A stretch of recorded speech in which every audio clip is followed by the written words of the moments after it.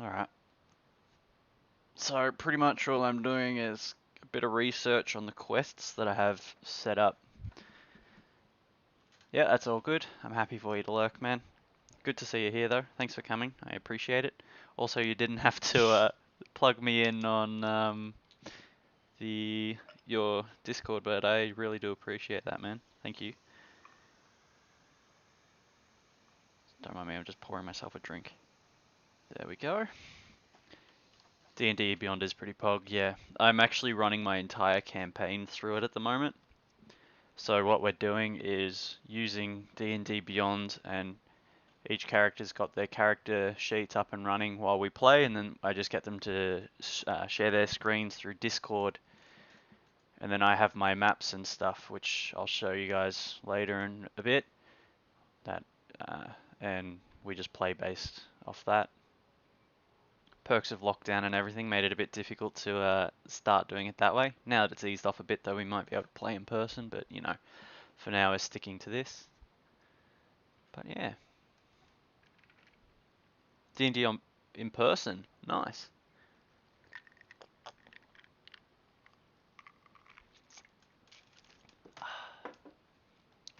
What did you play?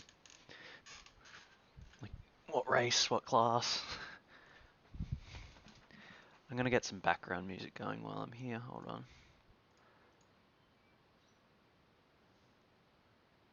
There we go. Gnome Bard, nice.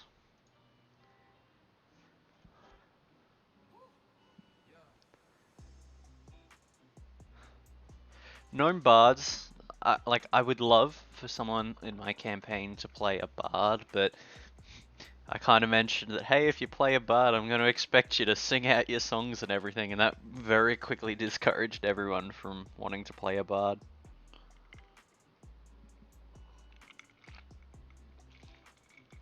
Ronwin. Interesting name choice. Alright, well, with this campaign anyway, so far, I'll just give you the background so you know what we're doing, where I'm coming from.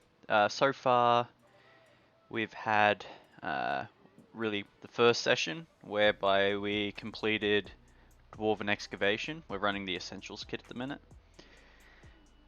So they completed that fairly easily. Close, oh, not fairly easily, they almost died a few times. Wasn't the biggest fan of that campaign because the people I was playing with wanted to go for like 6 hours and 2 was enough for me. Yeah, I mean, D&D's that sort of thing where you've got to figure out, like, have a set agreement on what is an acceptable amount of time for you all to play. So I kind of had that discussion with my players prior to us starting, and it kind of just helped me set it up so that we had set expectations and everything, so I wasn't going to be like, hey, let's play for 8 hours when everyone else is like, no, I need to get up for work in like 5 hours. So we've limited ourselves to like 3-hour sessions, plus or minus, you know, half an hour depending on how things are going, but 3 hours seems like it works best for everyone.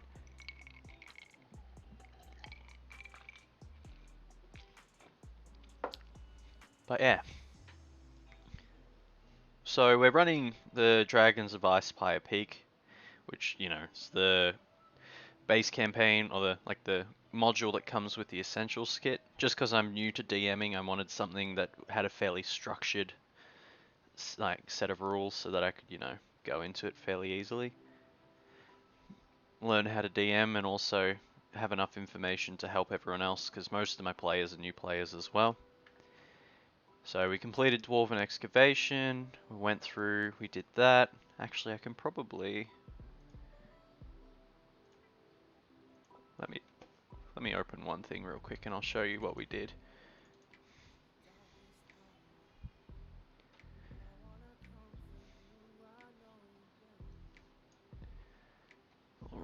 Alright, let me just hide this window capture for a second. Alright, as you can see, this was the map for Dwarven Excavation. And so the way I kind of play things is I'll set it up in this software GIMP. It's just like a free version of Photoshop because, you know, I'm cheap. And so what I can do is I've got each character's icon, and I can take each one and just move them up as I need them, wherever they want to be positioned. So, makes it easy enough for me. I can kind of play the maps and stuff with them online. I just share my screen with them and show them this. And then I kind of hide the elements of where the monsters are so that they don't get to see when they pop up. Then I prepare for things like with the these gelatinous oozes. They have the ability to split if they do certain things, so they managed to cut them both in half, resulting in smaller versions splitting off, and then they had to fight multiple extra enemies and stuff. So that's kind of the way that I set out the maps and stuff. But yeah, it's a cool, nifty little software for just running the campaign, doing things like that. But yeah, so this is the mission that they ran last time. They went through, collected a bunch of stuff. Couldn't manage because there was like a gem that was here, and I really wanted them to try to take it because it explodes and it would have potentially killed the person that did it, but it would have been interesting to do nonetheless. But I could not quite manage to convince anyone to do that. They were a bit too wary because I'd already been throwing like traps and stuff here and there, and they're like, this gem that looks worth a lot of money looks a bit too good to be true. So I tried my best, but I couldn't convince them. But yeah, no. So that was the quest we ran last time. But this week we are looking at completing either one of these two main ones. So Umbridge Hill, it's the quest where they have to go into the windmill to convince the lady to go back to town because of the dragon that's been attacking. But when they arrive, they're going to find that there is a manticore attacking, and so they've got to figure out either fight the manticore, which is going to be incredibly dangerous for them because the manticore is quite a tough creature for a bunch of level 2 characters, or the way I'm going to play it is I'm going to have him be somewhat injured from the dragon that's been flying around, like he had a fight or a scrape with the dragon and managed to survive. And so he's talking to the lady at the windmill because she's the one that makes health potions in the area, as you can kind of see in the text here. Let me zoom in a bit for you, it might help because of the weird sizings. So yeah, the idea is the manticore is there and it's attacking the old stone house there. And so, yeah, I'm going to give them the option to either try negotiate with him and maybe give him some healing or something. That way we can avoid the confrontation because I only have 4 players, they're fairly new and I don't want to murder them.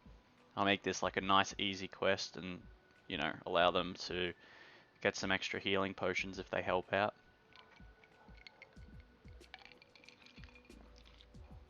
So if they do this quest, it is going to be fairly easy. Pretty quick in and out as long as they don't attack. If they just, you know, offer to help, they can do it pretty easy. Get it over and done with, get out nice and quick, and they can complete the quest for this one quite easy, cause, where are we?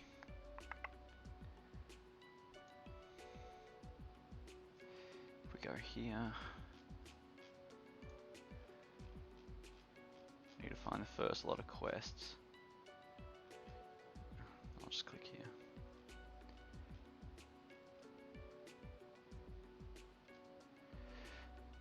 Convince her to come home, and the town master will give him 25 gold.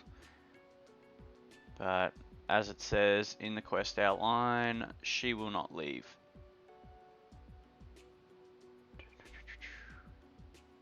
Yeah, declines to return to Phandalin, but the characters can complete the Umbridge Hill quest by asking her for a note for Harbin Wester's confirmation. Um,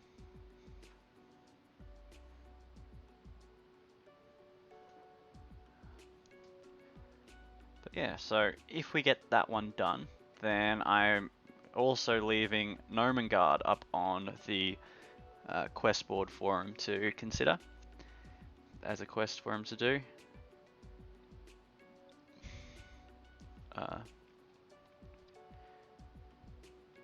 So the point of this one is to go to Nomengard, which is like a small reclusive rock gnome cave set, and there is a mimic there at the moment hiding somewhere. He's actually in here, but they don't know that yet.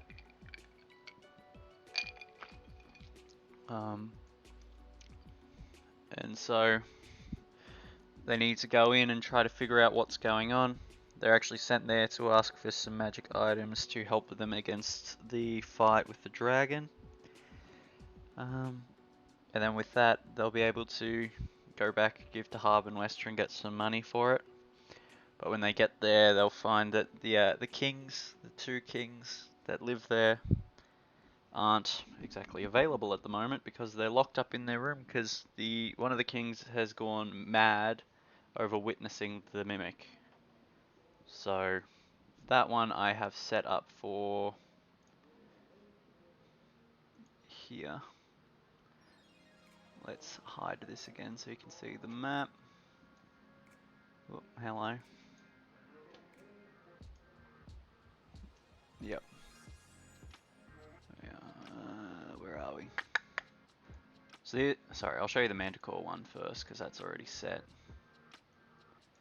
So they're coming in, and as they approach, there's a commoner. She's up on the second floor of this building.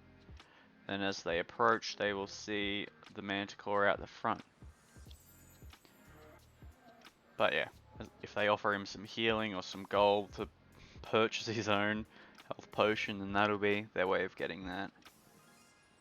So Nomengard is the other quest. Here they are at the reclusive rock gnome stronghold. And as they approach, they can come in through here. There's a kitchen. If they go through there, then they can meet with some gnomes, and they'll advise them to go meet with the tinkerers who are in this room here.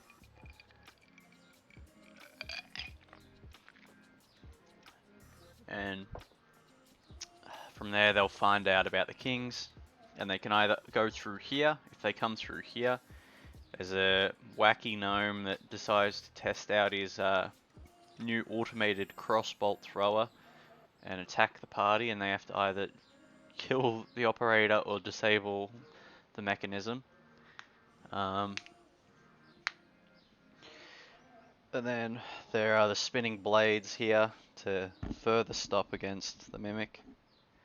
But yeah, once they get to the kings, the king will explain to them about the mimic, and then from there say that they will reward them any items they please as long as they deal with the mimic. So then they need to go find the mimic, kill the mimic, or convince it to leave somehow. Not too sure yet. And then from there, they get the reward. Where are we?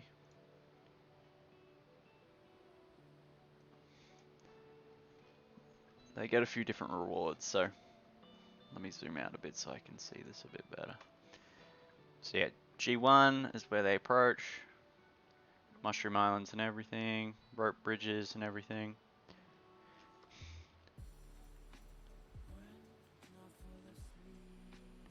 Where's the items?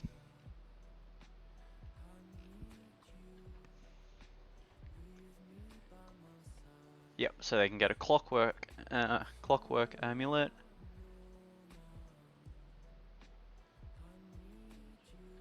When you make an attack roll while wearing an amulet, you can forego rolling the d20 and just get a straight 10 on the dice. And you can only use that once per day. So that would be a cool one for someone that has like a high hit bonus. I'll just throw that on there for them, and they can, as long as the AC of the creature they're facing is low enough, they can assure that they hit. The item I'm really excited to give them is the Pole of Collapsing.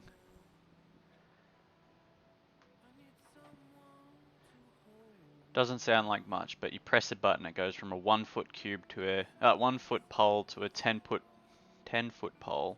The weight doesn't change or anything, but yeah, it's quite cool. On top of that, they can get a Hat of Wizardry, which will be great for my wizard. It'll help them, you know, just be a spellcasting focus for them. And they can also try cantrips that they don't know. I used to have this on my wizard that I played in an Eperon setting, and it was the most fun item to have, because pretty much every day you have access to your full cantrip list, and you just have to roll an intelligence check of higher than 10 to successfully cast the spell. So it's like a bonus roll, and it's like a chance to do something that you don't normally have access to, so it's a great item for that reason. And if you're a wizard, which let me show you the wizard in my campaign, she has a +3 to her intelligence, which I mean isn't the highest, but all that means the lowest she would have to roll is a 7 on a d20 to succeed. And as she progresses further into the campaign, that might turn into a +5 or higher. So she needs to roll a 5 just in order to succeed using a certain spell she just doesn't have. So it's like great item for that reason. And Wand of Pyrotechnics.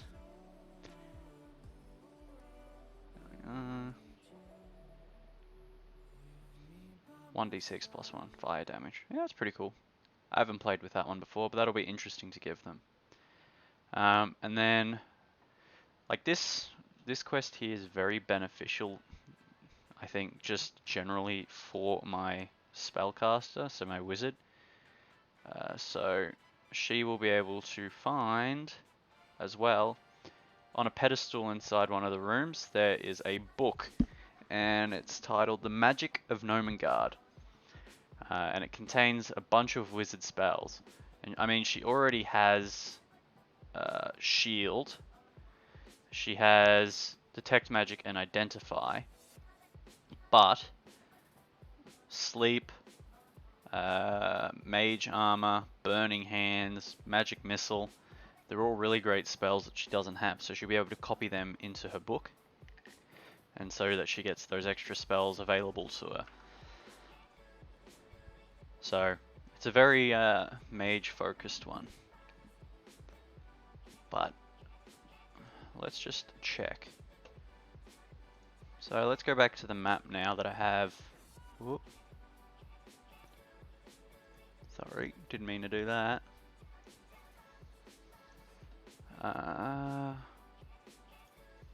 Nope.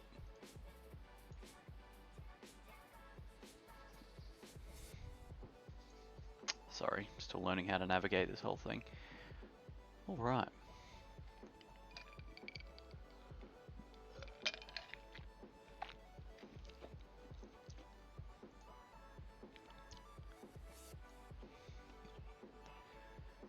So, inside the kitchen there are 6 gnomes.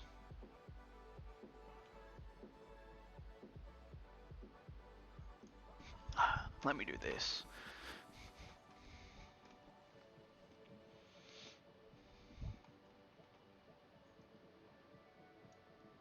There we go, we have our extra. Oh, no.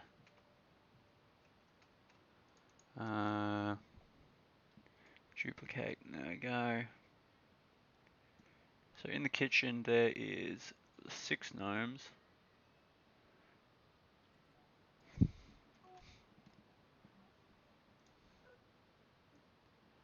So let's have, you know, one here.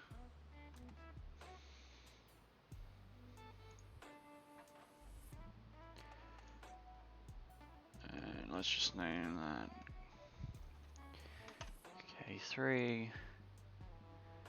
And just duplicate it a bunch of times.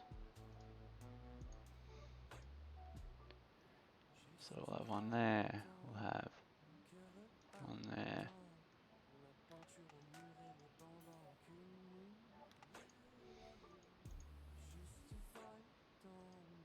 Ooh, no.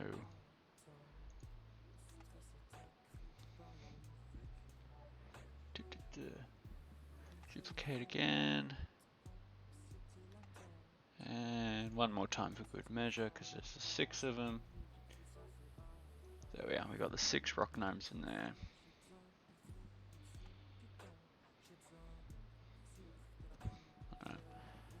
Alright. So I want this one here to be K1.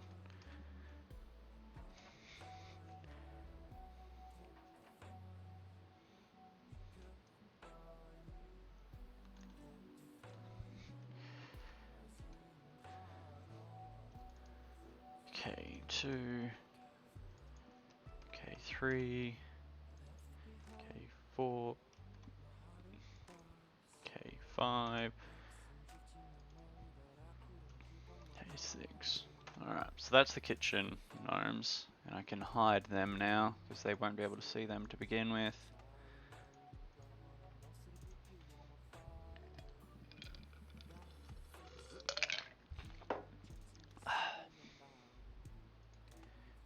Next we have, let me just duplicate this one again. Nope.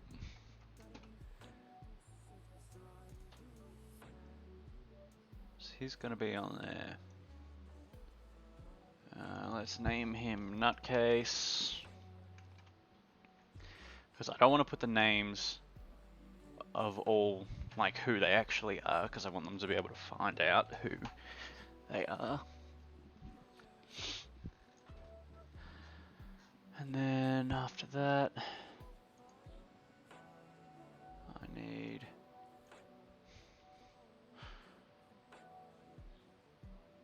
where are we? Duplicate layer again. Nope, wrong.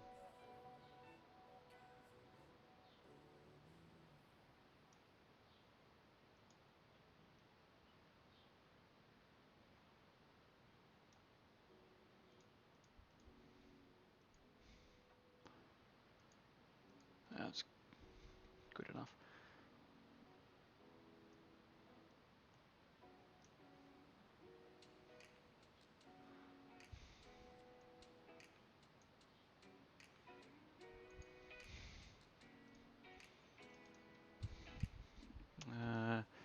So, oh hey Elm, how you going?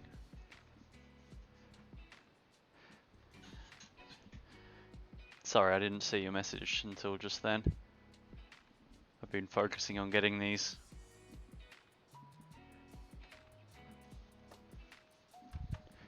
sorted out. So that's Tinkle 1.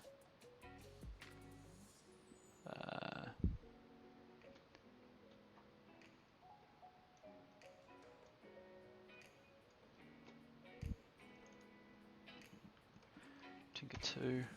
Good, been slowly creating some 5e subclasses for my Magitech Borderlands campaign. Sounds pretty sick, dude. I'll let you know, I'm fairly new to the whole DMing thing. This is actually my first time DMing, so I'm running the Icefire Peak Essentials kit with some of my friends. Got four players at the minute. 3 of them are brand new to the game, and then one of them, my girlfriend, she's played once or twice with me before. But yeah, so I'm still fairly new to the DMing scene, but I've played for a little bit now. Mostly homebrew sort of games, but some Adventure League stuff as well.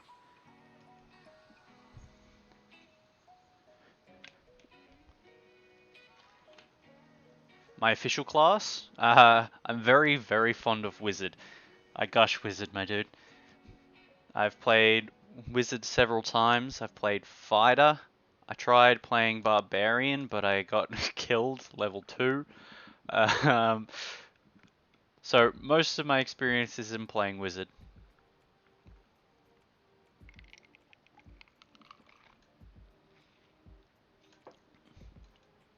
Traveler tradition. Unlike other wizards that like magic based on school, You study how to best get around the passageways of the Arcana network and the charts of the planar. There are just some of these things a traveler wizard is expected to learn or wants to learn. Will of travel. Each time a creature is targeted and an effect by a spell you cast, you may increase or decrease the target's movement speed by 5 feet per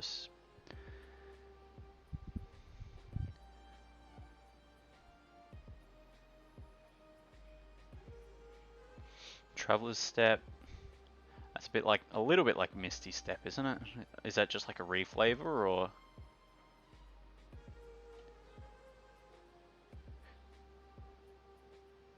Planar Escape. You may use reaction after getting damage to enter the ethereal plane and move up to your movement speed to the beginning of your turn. This ability can be used once per long rest.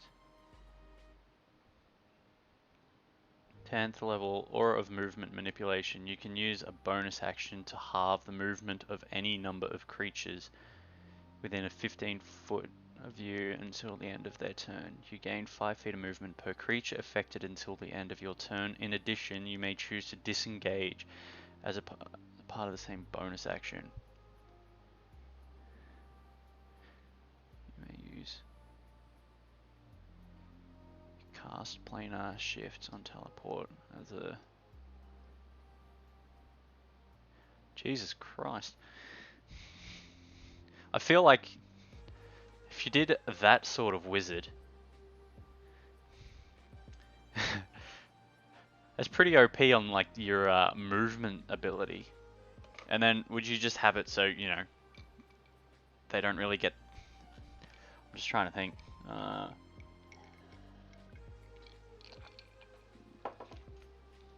Because like some of that shit is really fucking overpowered. Like the Traveler's Step, you can move within your reaction. It's supposed to be a movement support class. Yeah, I get that, I get that. But like imagine, which one was it that I was looking at? The one that allows you to increase the speed of someone you target.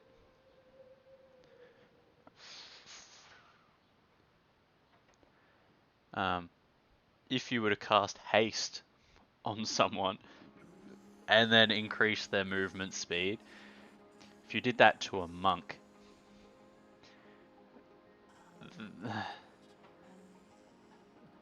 that shit would get pretty broken pretty quick, I would imagine. Limited to a proficiency, yeah, okay, true.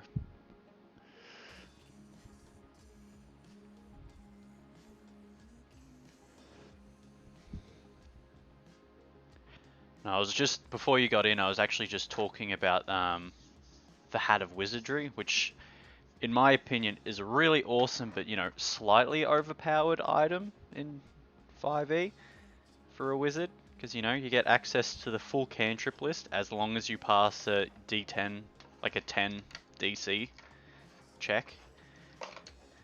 And I mean, depending on what level your wizard is, that can be a very, very easy thing to do. And then it's like, hey, once a day, I can do whatever the fuck I like.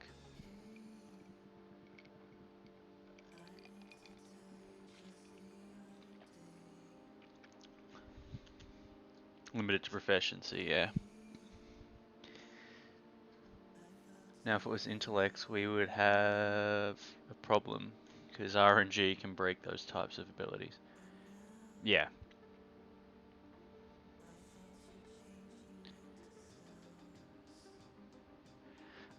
That is a really, really interesting class idea though. With your, like, can you give me the rundown of what your Magitech Borderlands campaign's kind of about? 'Cause that sounds really cool. Like, is it anything like Eberron? Because I find the Eberron campaign quite awesome. Hold on, I'll flick back to this for a sec. I just need to change something. I just want to turn this down slightly more. Oh, hello. Alright,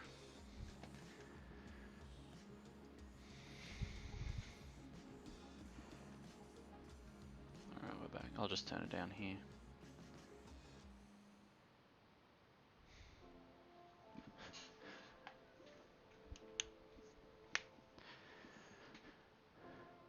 Similar to Eberron, but on a galactic scale and with my own version of gun types and rules.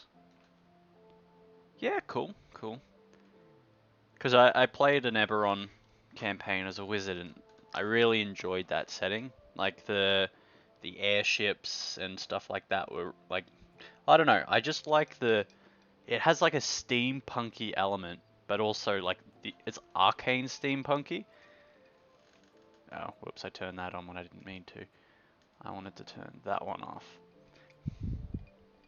Yeah, thanks, Goob, and I just noticed.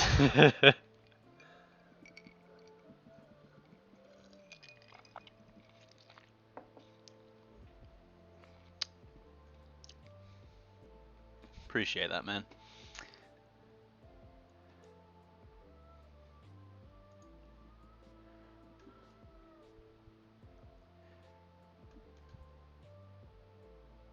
So do you have it like planetary exploration? You can go from planet to planet. Is that kind of what you mean by galactic scale, or are you kind of talking like you can teleport between planets?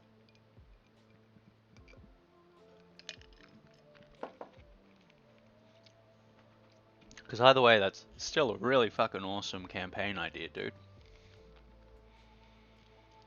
Where's my mouse? There we are.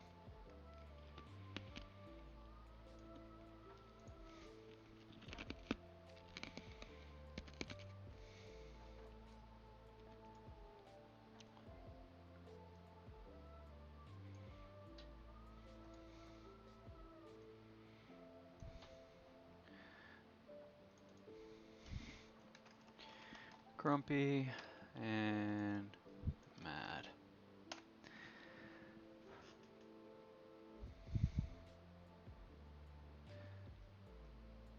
Alright, so I have 6 in the kitchen. 1, 2, 3, 4, 5, 6. I got the nutcase on there. I got the 2 there.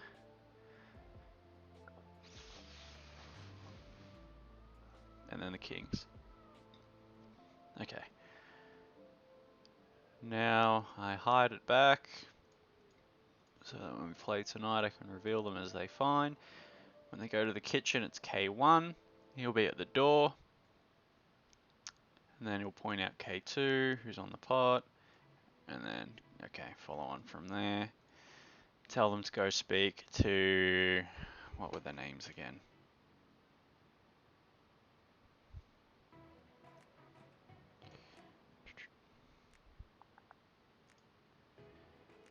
Where are we?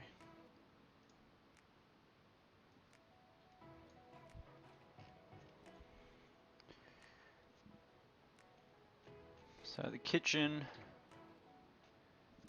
we have Joy Bell, she'll probably be, oh no.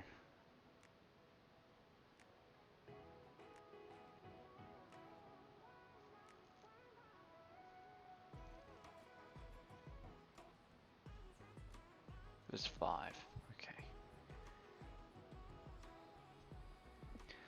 I'll just say there's 6 and there's one that comes to the door and, I don't know, I'll come up with a name for him or something.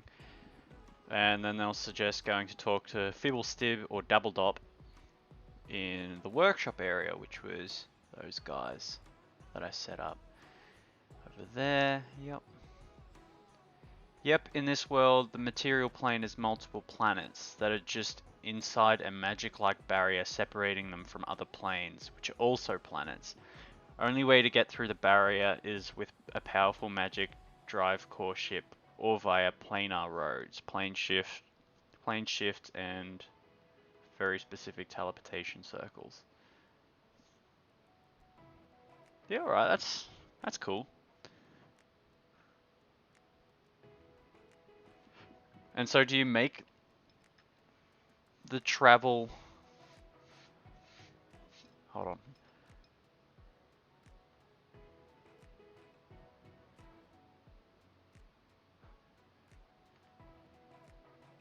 Okay, so yeah, you do have like the ships and stuff, because you have like the drive core ship or planar roads.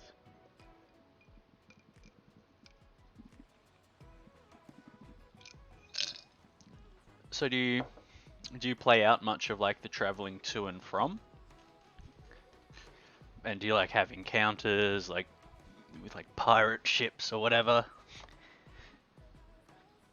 Space pirates?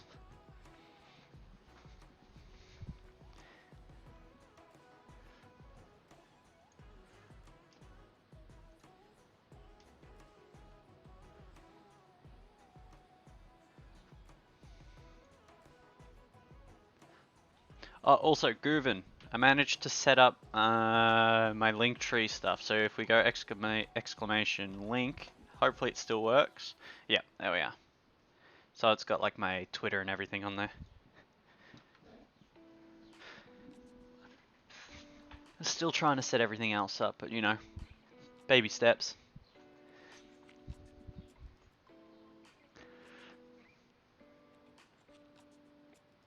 Oh, that's cool, dude. That's cool. Either way, that setting idea that you've got is really epic. Like, I'd love to play in something like that. And I'm sure when you get around, like, getting to that sort of thing, your players would absolutely find that epic.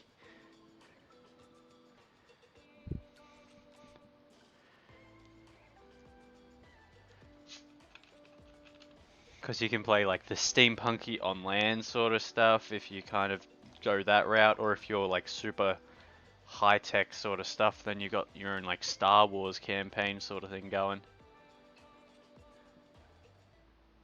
Almost.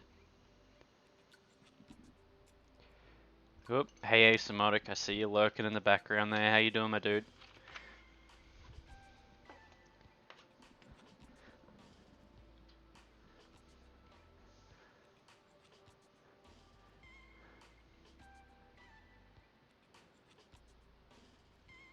That's good, man. That's good. How you feeling after your stream last night? You get enough sleep? Yeah, I'm good, man. I'm good. Thanks for asking. Just getting some research done for my session tonight.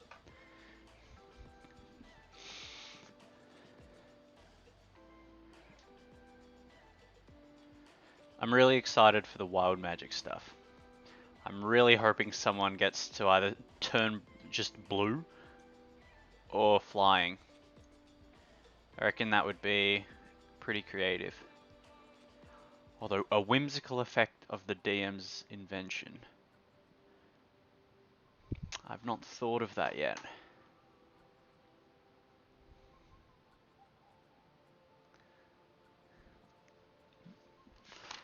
Have any of you got ideas for whimsical things that could happen that, you know, don't impact things that much? Epic, well, after my stream last night, I ended up getting myself to sleep at 3 a.m. Woke up around 14 minutes ago. I mean, hey, 7 hours is 7 hours. Actually, wait, no, that's 9 hours. Shit. Not bad. Not bad at all. I went to bed at 2:30 and then I woke up at 6.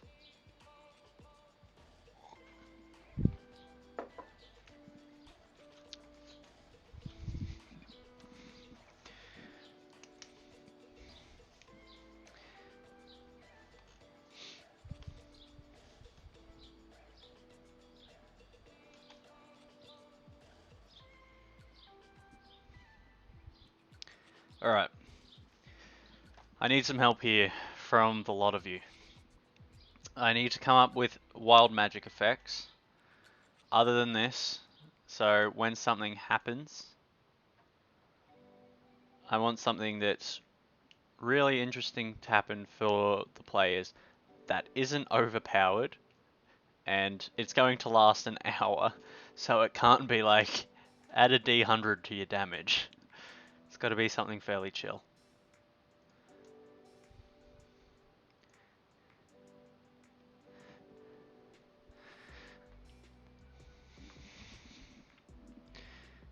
And I'm not making it something like Midas Touch, where if you touch any copper pieces, they turn to gold.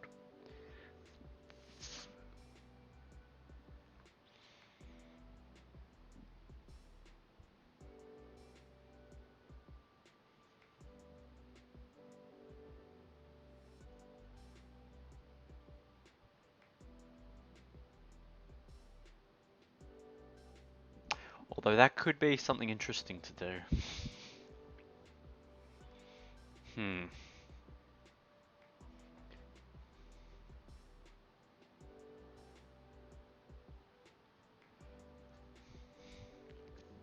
Let me check.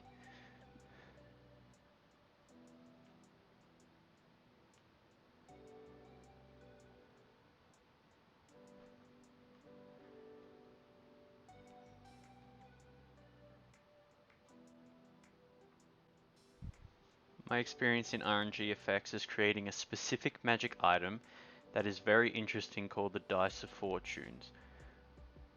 Could have it be like somehow I have certain things.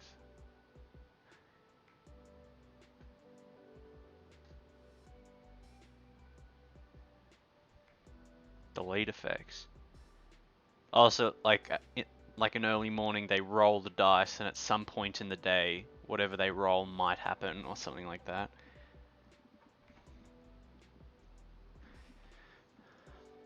I just want to have a look.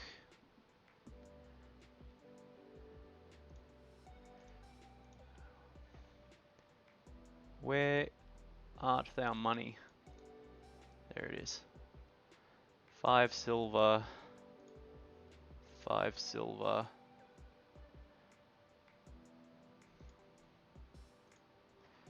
Won't matter for him, and 5 silver. This is how I did an effect on the dice. If you had an additional benefit when you drink an alcoholic beverage for 10 minutes, you gain... Oh, you have an additional benefit when you drink an alcoholic beverage for 10 minutes. You gain temporary hit points equal to 2 times your con modifier, and advantage on all charisma checks, and immunity to being frightened. The dice have good and bad effects that are rolled at the same time. Oh, so at the same time you could say like when you drink an alcoholic beverage, you could then, you know, Constitution minus 2 times if they roll like a natural 1. And then you lose, or you have like temporary loss in your maximum hit points.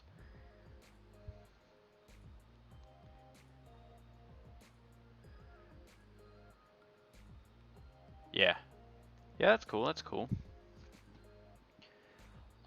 I think I like the idea though of doing like an alchemy, like a true alchemy Midas touch thing where, because I mean, they're very low on money, and so the ones that are casting magic all have 5 silver pieces with them. So I could have it that one of the whimsical effect is that they see like a golden sort of hue as they cut, like as they release their spell, a golden hue releases from their hand that reverberates towards their coin pouch. And then when they investigate it, they no longer have silver pieces. They determine that their silver pieces have indeed turned to gold. Because I mean, this quest doesn't exactly have that much in the way of monetary reward, and I'm kind of being strict on them and being like, hey, you slept here the night, pay the innkeeper, pay him for your food. So I think I need to, whilst with one hand I giveth, the other hand I taketh away.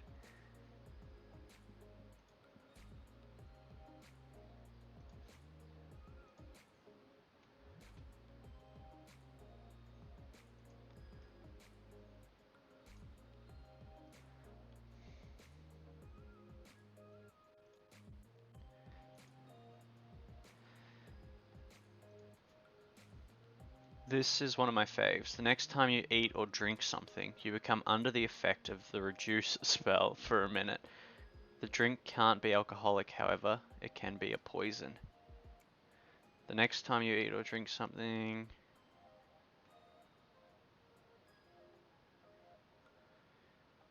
You become under the effect of the growth spell for a minute.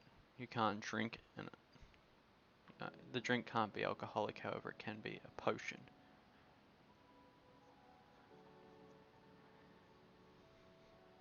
Yeah, it's cool.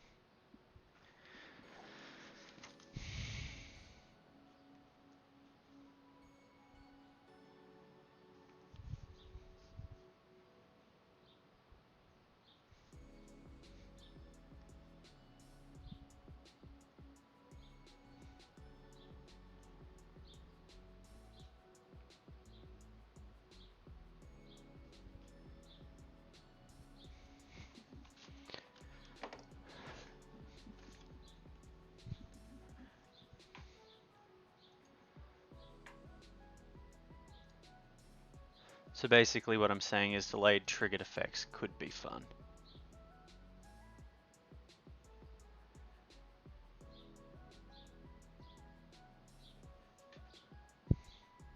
Ah, so that's how the dice work. Sorry, yeah, now I fully get it. So they say they roll it in the morning, they'll get something like the next time you eat something, you'll be hit with like a reduce spell. I'm with you now. I just want to double check though. What is the reduce spell? Because it's been a while. 5e. Oh, enlarge reduce. Best part is the party has no idea why. So you roll it on their behalf, do you?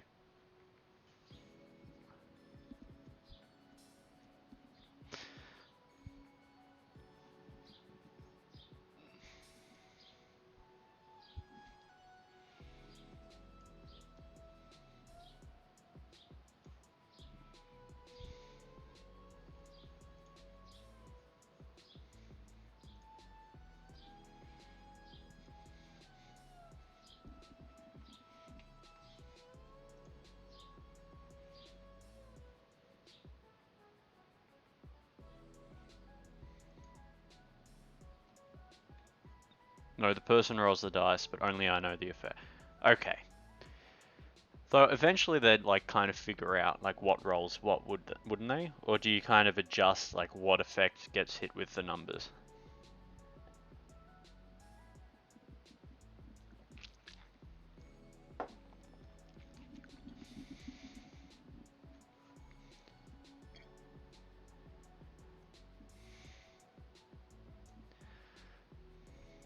Okay.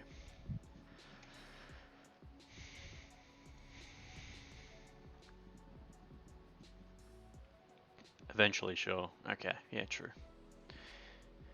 Plus, I guess even the concept of figuring out what each roll does, it's kind of like a metagamey sort of thing.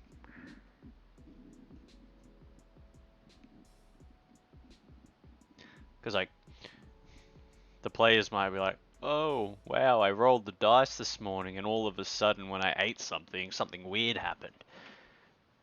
But like the players would be like, "Okay, I got a 17. Write down that."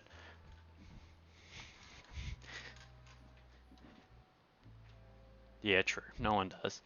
I mean, with this one, it's just got a few of them, so you only have like the 6 different options.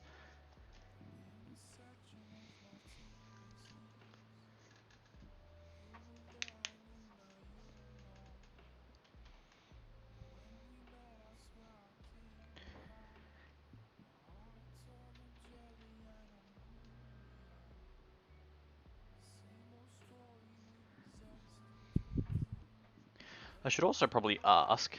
Um, I've got the music playing in the background. Is the volume for that like at an okay level for everyone? It's not too loud, not too quiet.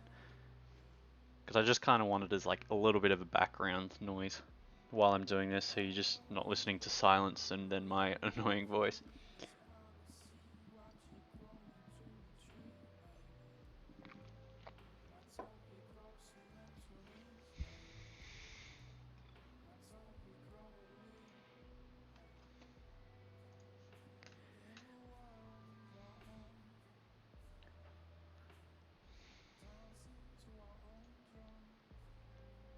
You don't really hear it. Okay. Uh,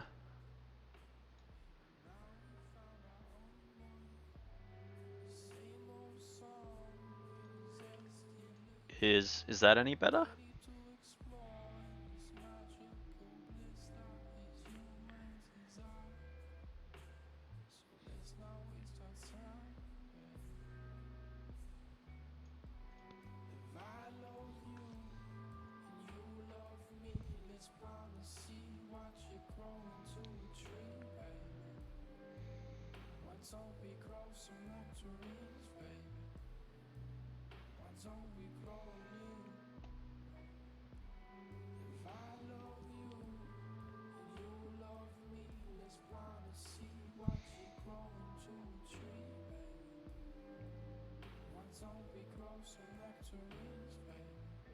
Maybe, maybe.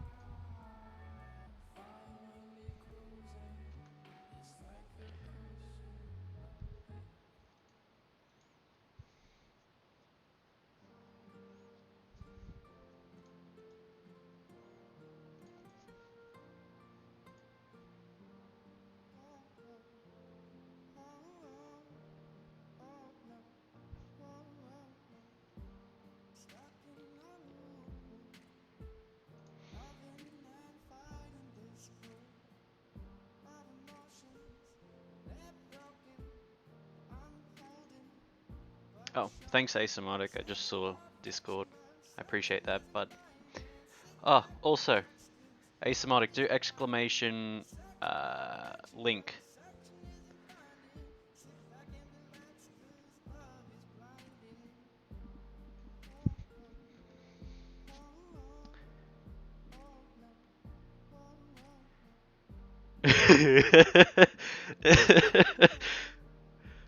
uh, that would be hilarious.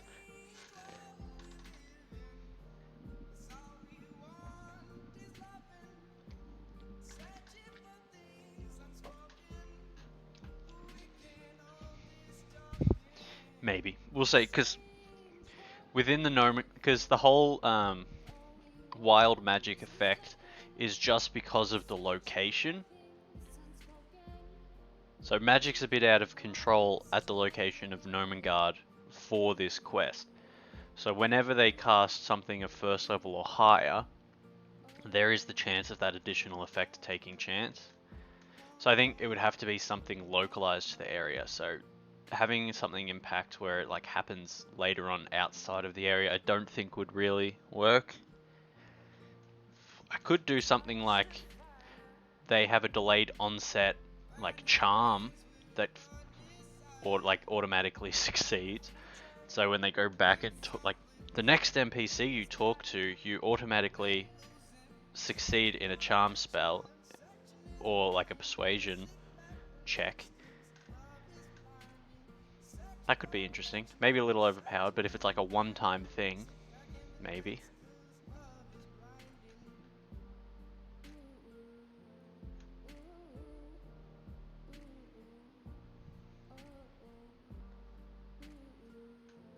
Yeah, exactly. Kind of like what I just said with the thing. But yeah, like a trigger.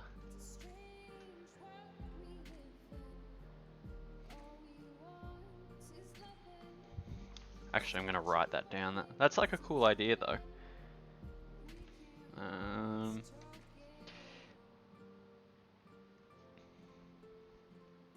I want to kind of come up with 4 ideas of something that can happen, and then I'll just roll a d4 on my part.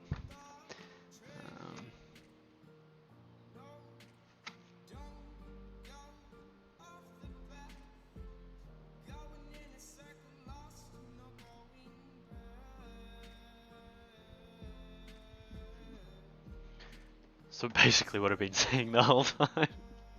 Yes. Yeah. That's really cool, and I do appreciate you helping me out with those ideas, Because I want to follow the campaign, but I also want to kind of throw my own stuff at it.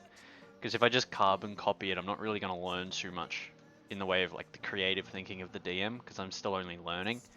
So I'm trying to introduce the little bits here and there where I can, so that I can kind of develop my skills, I guess.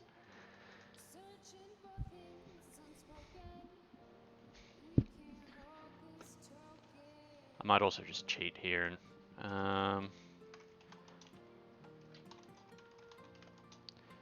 5e.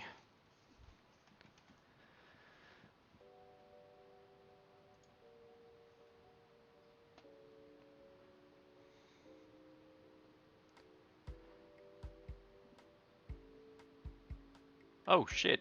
Hey Ando, how you doing? My favorite author and comedian.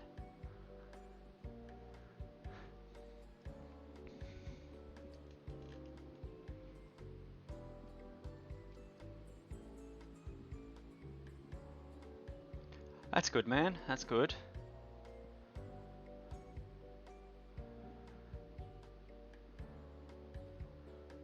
Hmm.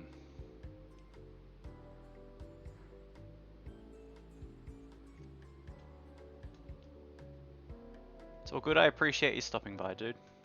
Duration of the effect can be changed as you see fit. Yeah, true. A flaming horse appears. Not nightmare. Real horse. Oh,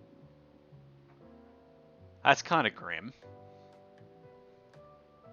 Just all of a sudden, a horse rides up and then just bursts into flames. I mean, it's a quick and easy dinner, I guess.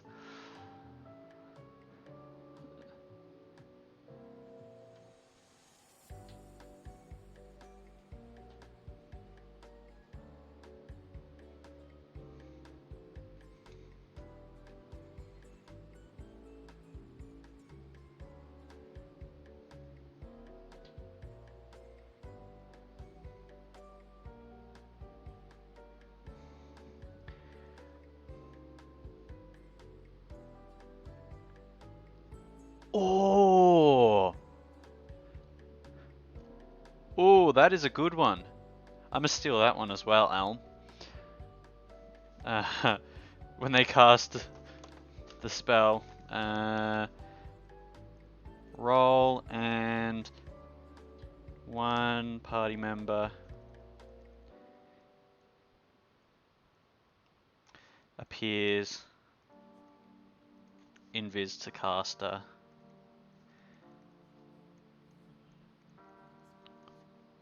for 1 hour.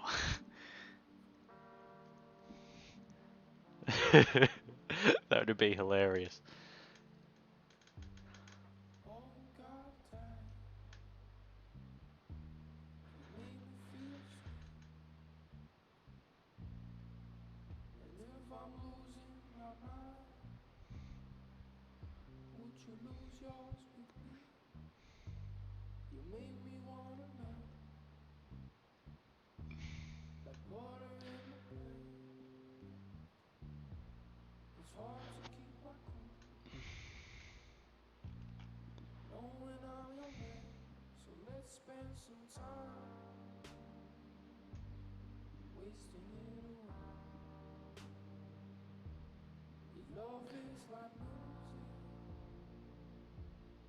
Which ones are they?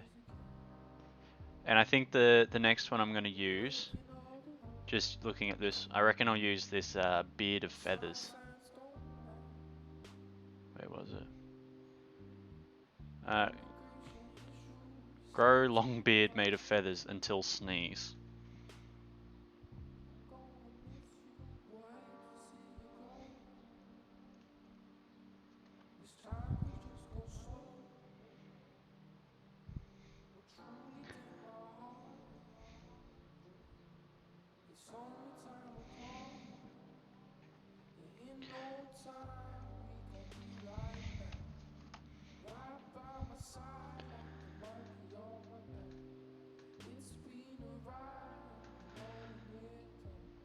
Okay. Alright, I got 4, so I got that all silver pieces on that person's possession become gold. That's just something so that I can give them a bit more money. gender swap. Either that or fireball centered on themselves. Yes, because level 2 people right now need fireball to be cast on top of them. I mean, look, if the first session went real poorly and I just didn't like the players, then sure, maybe I'd consider dropping a fireball on them, you know, max damage as well. But I kind of want the creative stuff, so I know right now they've got a lot of money focus, my players, so either something that'll give them gold, something that might help them succeed with gold, so that kind of delayed onset assistance in next time they try to sell something. And then for the creative ones, I got the long beard of feathers until they sneeze. Or roll a... yeah, that. To be fair, Wild Magic Sorcerers could have it happen at level 1. Holy... yeah! Yeah, you're right. Shit. Wow.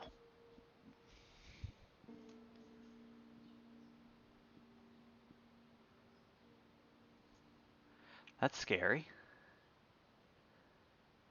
That's terrifying.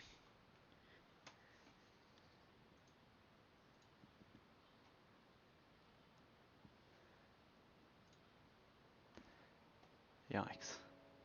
Alright. Anyway, so that is that sorted. So we got the magic things sorted. Alright. To complete the quest, the characters must obtain at least one of the magic items from the gnomes. Of that, they can secure only the Hat of Wizardry interests the town master. Okay.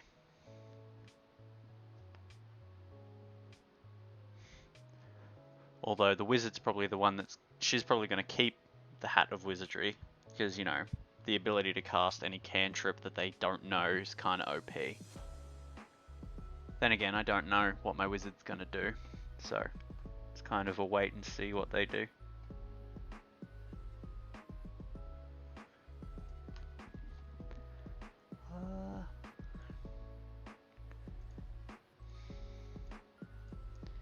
It's D&D, you can never predict what anyone's going to do. You can plan everything and think you've covered every path, but next minute they're going to throw some curveball at you that you just weren't expecting. Alright, so they go upstream to the hill.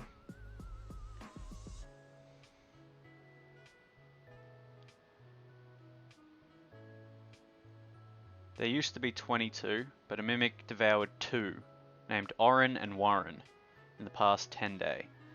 The creature is currently disguised as the barrel in the area G8, which is there. That's the barrel room, yep. But it will devour more gnomes once its hunger returns, unless it is dealt with.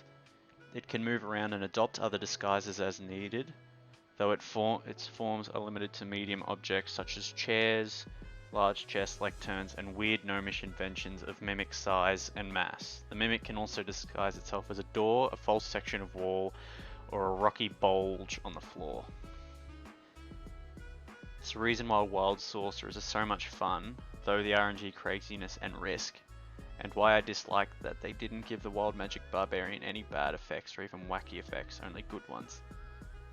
Yeah, I haven't really looked at the wild magic barbarian stuff that much. Most of my stuff is still fairly, you know, base rulebook sort of stuff. I haven't really explored that much. I've had a look at a few of the things in Xanathar's, but that's about the extent of the extra subclasses I've had a real look at. After speaking to Korboz and learning about the presence of a shape-shifting monster, the character's primary goal should be to find and slay the creature. When it attacks Korboz, it looks like a 10-foot square rug in the throne room, but it has since moved elsewhere and changed its appearance. So when they go and talk to the king, he's going to talk about the rug in the throne room. So they're likely going to go look there. So they're going to poke the rug, it'll be fine, because that's not the mimic anymore.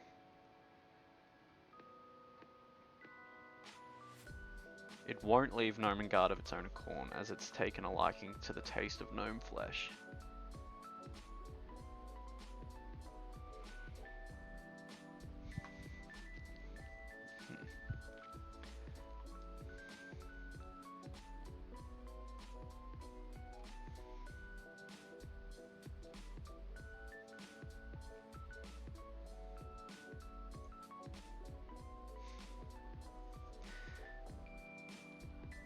done that. And Korbos.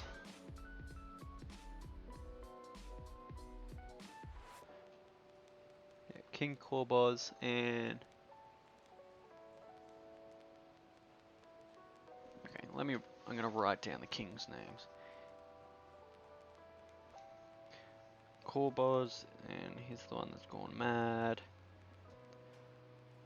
And King Nerkly.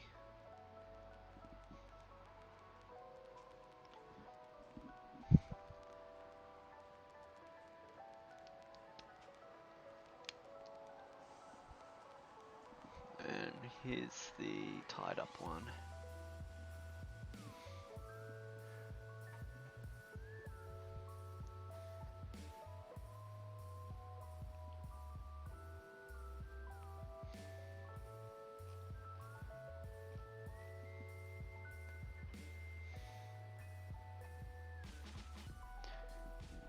I mean, you have me worried just looking at an RPG system for anime.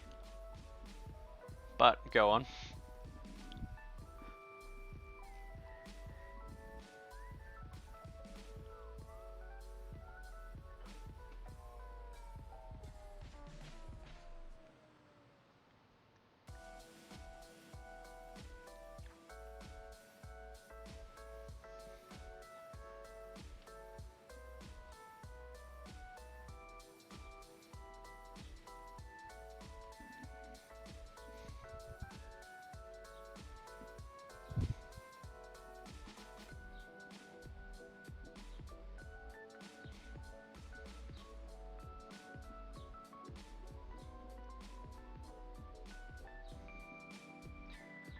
Double dop.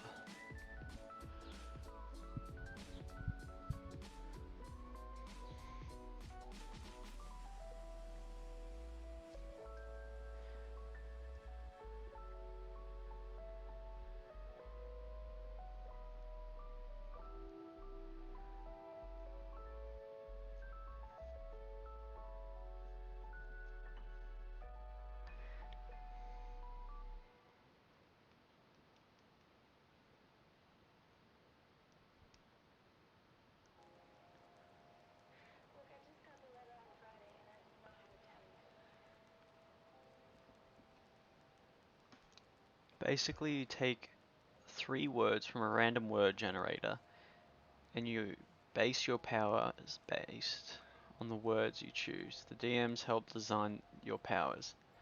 5 total to choose from, and you can only choose 3.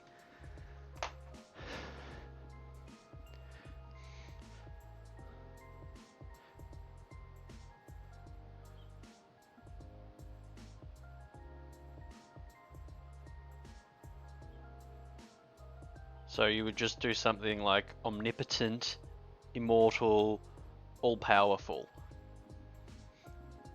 And just like that, you've completely broken the game. That is very wacky.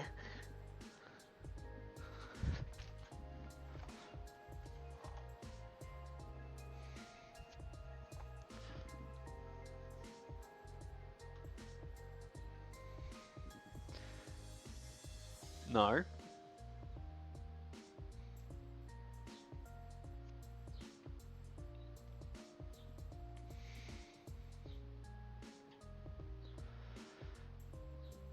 Oh, shit, I have not set up the barrel crabs, which are in G6. You generate 3 words at random and only choose. Oh, okay.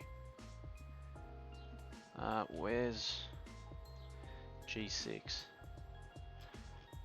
Oh, yeah, the barrel crabs. I mean, okay.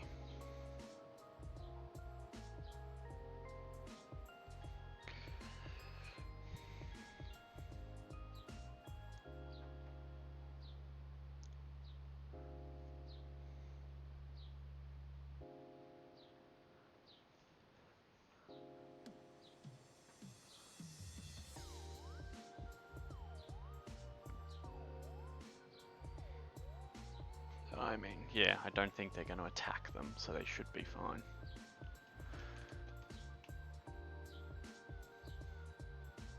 So example, you got a character with the word dumb. Yeah.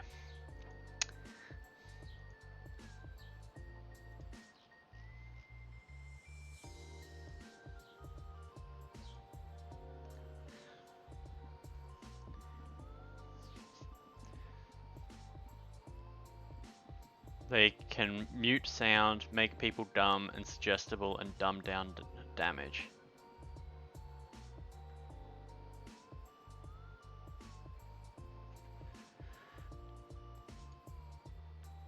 Oh yeah. So you have the ability to manipulate things around the word play that you can come up with that word.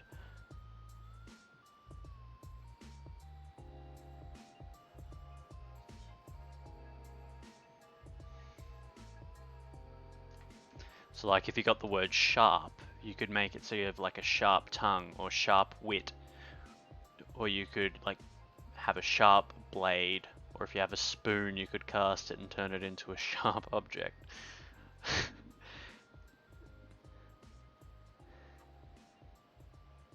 Exactly, then you got another character whose word is soup.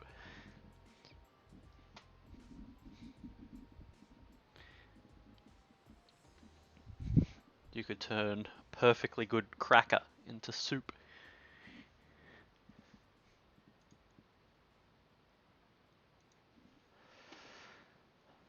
Okay.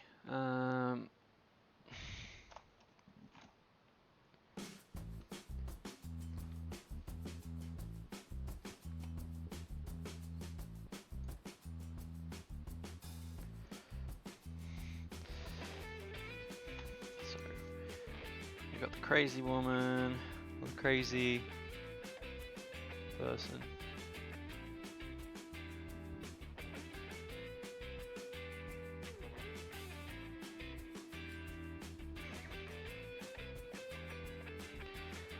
The one thing I don't like about this NPC here, she is crazy just cause. They don't really give her reason to be deranged, other than, you know, being utterly consumed by her work. So what I'm thinking instead of that is introduce a thing whereby she has gone crazy because she witnessed the mimic, and so she's gone crazy, built this automatic loading crossbow platform to kind of protect herself against it in case it comes back.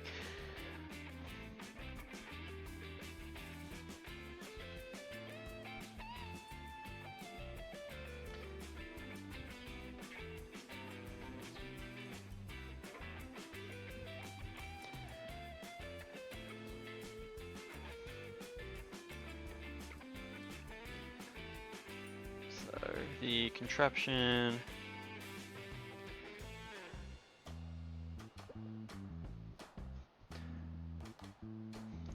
is AC 13,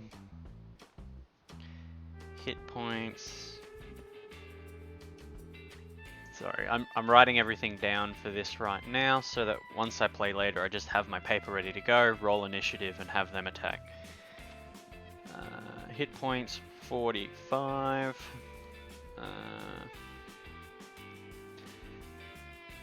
When 10 HP goes,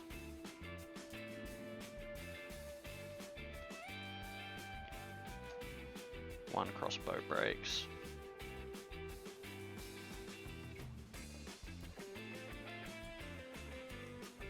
He uses it as a movement ability. Steam from soup to increase his jump height and speed. A very healthy soup to heal himself once per combat. And the ability to create very hot soup. Not bad, not bad. It's a weird system. It's a very, very weird system. I'll agree with you there.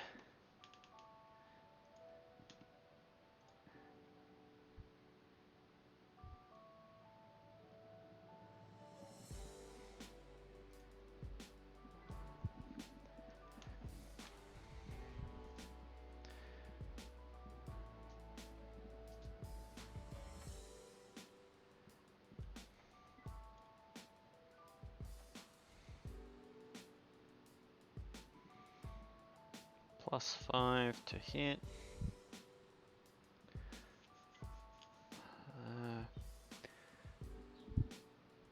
And 1d10 damage.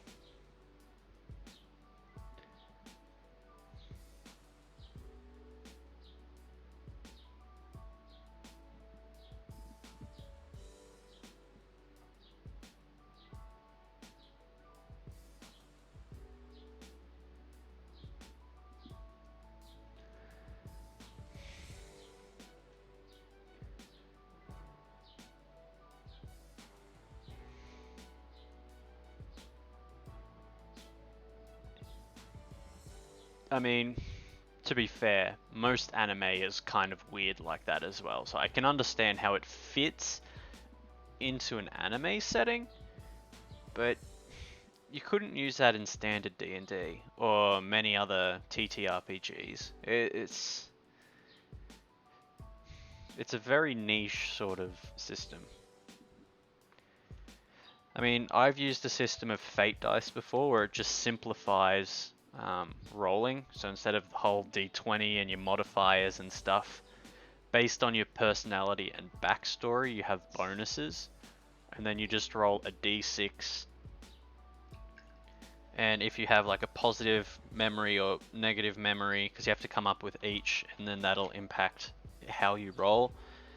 Like a d6, like getting a 6 is a full success, 5 partial success. Oh, sorry, mostly successful.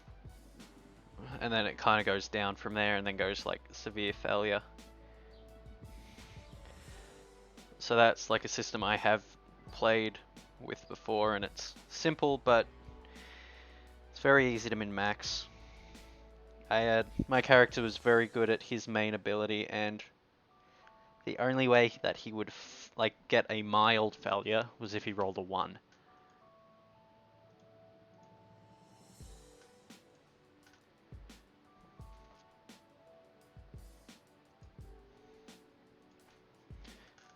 By the way, I see there's a few extra viewers in the chat at the moment, so hi everyone, how are you all going?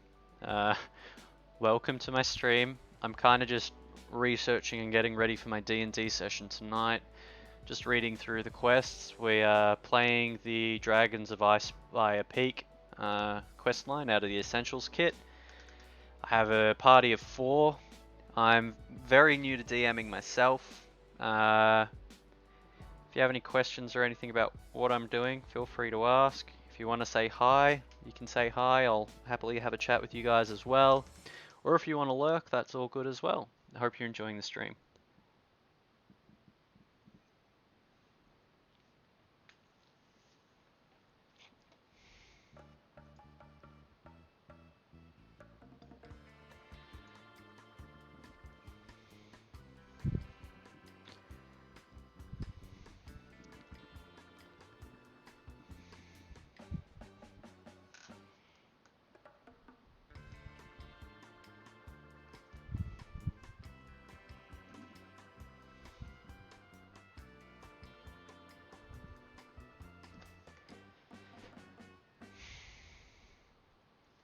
Okay, so that is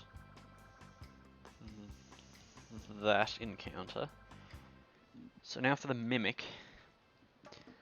I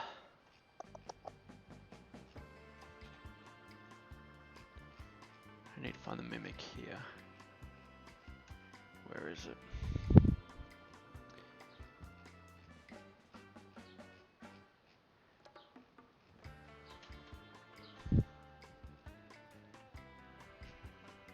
Mimic, here we are.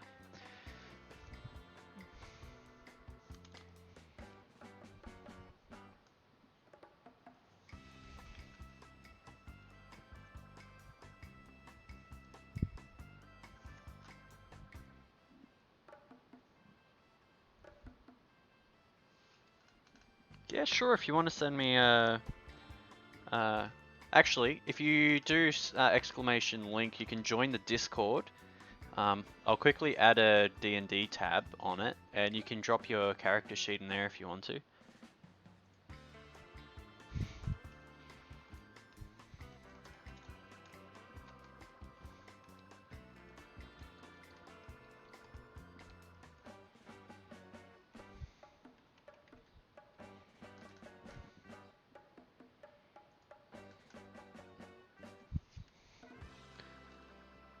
not a character sheet.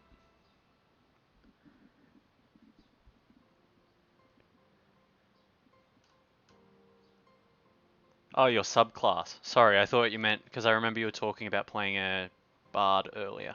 Was that you, or is that... No, that might have been Guvin. Yeah, that was Guvin. My apologies. But yeah, sure, send through your bard subclass. I've never played bard myself.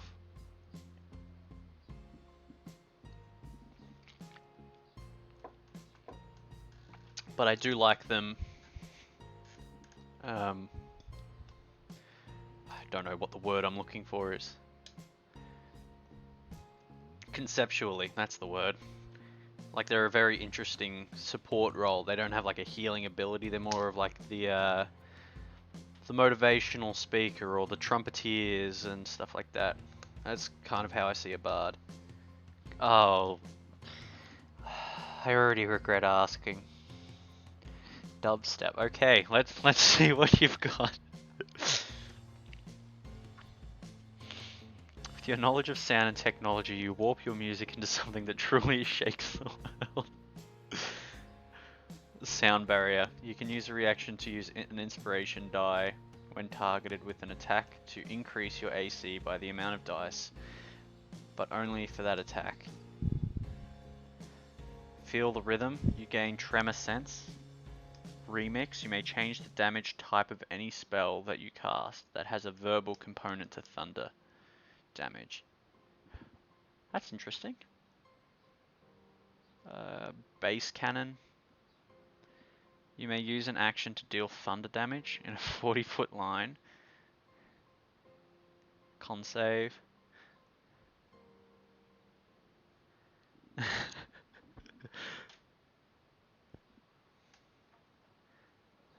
That is pretty cool, I'll admit. I was a little worried when I first read College of Dubstep, but no, that's an interesting... It's pretty interesting, because you got a mix of versatility with like the tremor sense. And depending on how a DM plays it, you know, you could have it something like you can sense when someone's walking, or you could have it like you can sense things that are happening underground.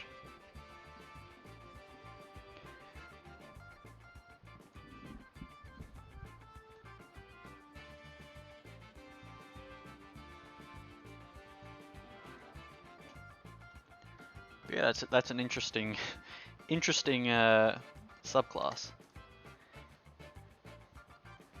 You know you want to change a fireball into a big wob blast. Yeah. As you release the spell, you see the words Bangarang float above the enemy, and all of a sudden you just see this loud shockwave be sent out. And as it hits your ears, all you hear is Bangarang, whoop!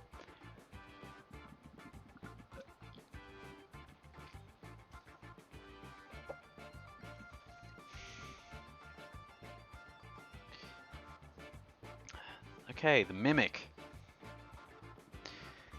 AC 12. HP 58.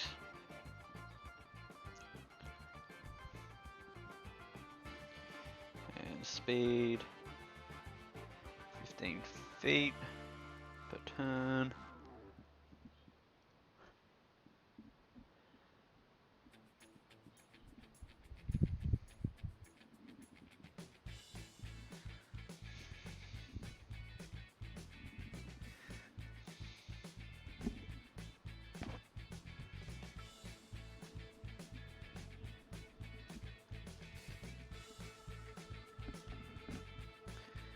Heat metal is now a reverberation of sound.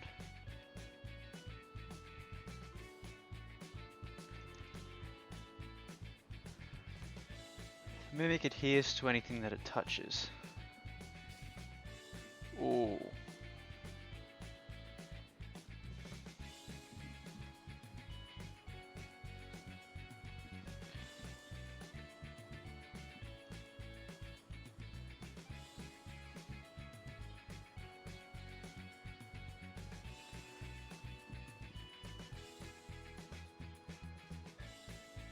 Advantage and DC 13.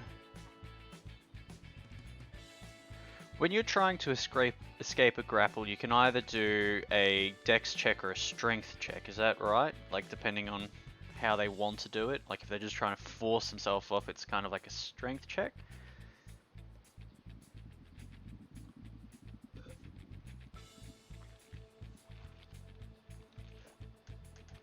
Yeah, okay.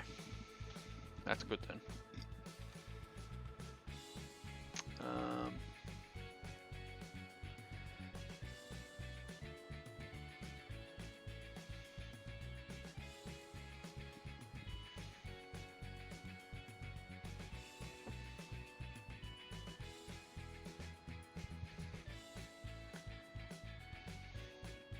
The way I might play it is he'll use his pseudopod.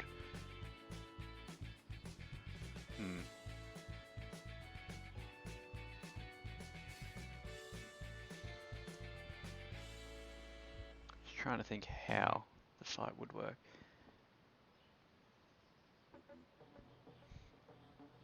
Yeah, so the pseudopod I can imagine like is his tongue, and he'll use his pseudopod to stick out and grab, and then after that they would bite. Because the bite deals the extra damage. Okay.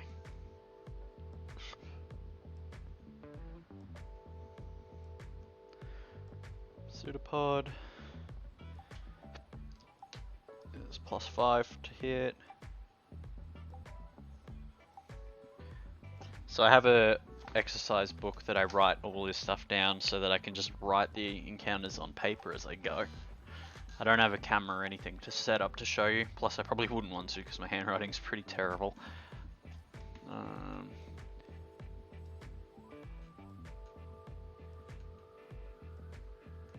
Adhesive trait.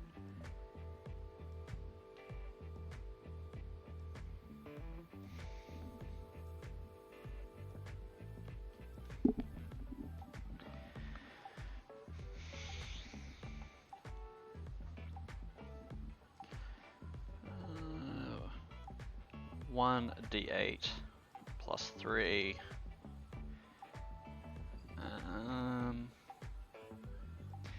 And bite. When grappled.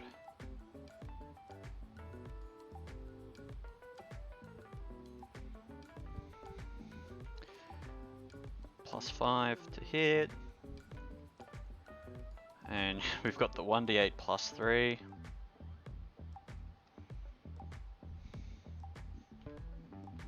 Piercing. And that's bludge. Bludgeoning damage, piercing damage, plus the 1d8 acid damage. Last session I was fairly nice. I didn't knock anyone unconscious. I did actually roll. I rolled a natural 20 to hit when one character was on 1 HP. And they would have died had I, hit. So I had to kind of fudge a roll there so that I didn't straight up murder the character, because the minimum damage that I could have possibly rolled probably would have, auto-killed them. Because it would have been doubled. So I was like, he missed. And I played it nice. But this time, yeah, bugger them. They're going to go unconscious if I feel like it.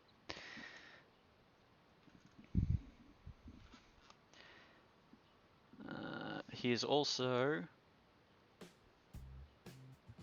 immune to acid.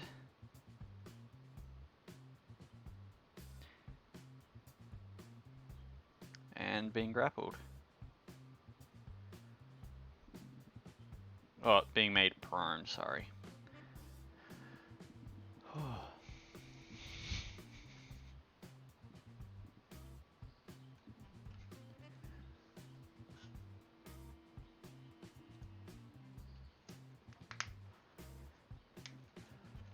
Alright, What is next? So, do I have to worry about anything else for this one? A male named Pog.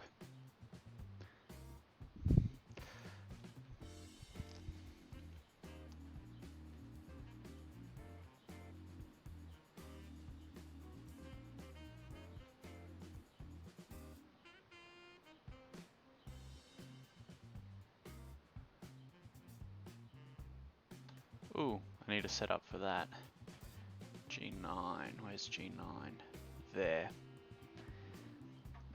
Alright, let's swap back to the map screen for a minute.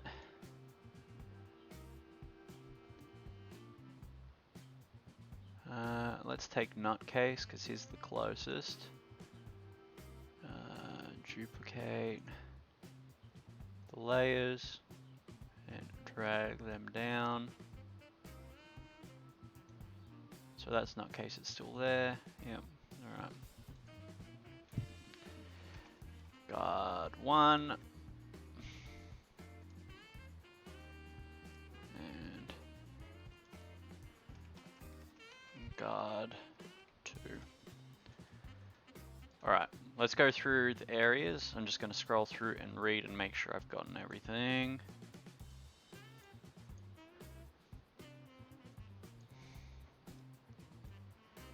G1.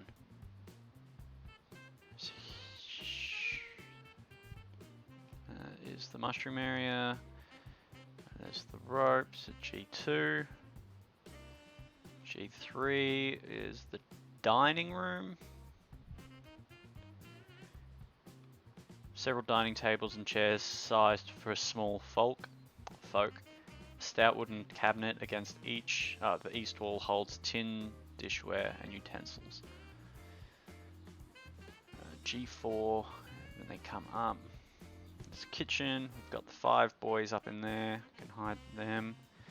Joy Bell uses a poker to stoke the fire of a hot iron stove standing against the east wall.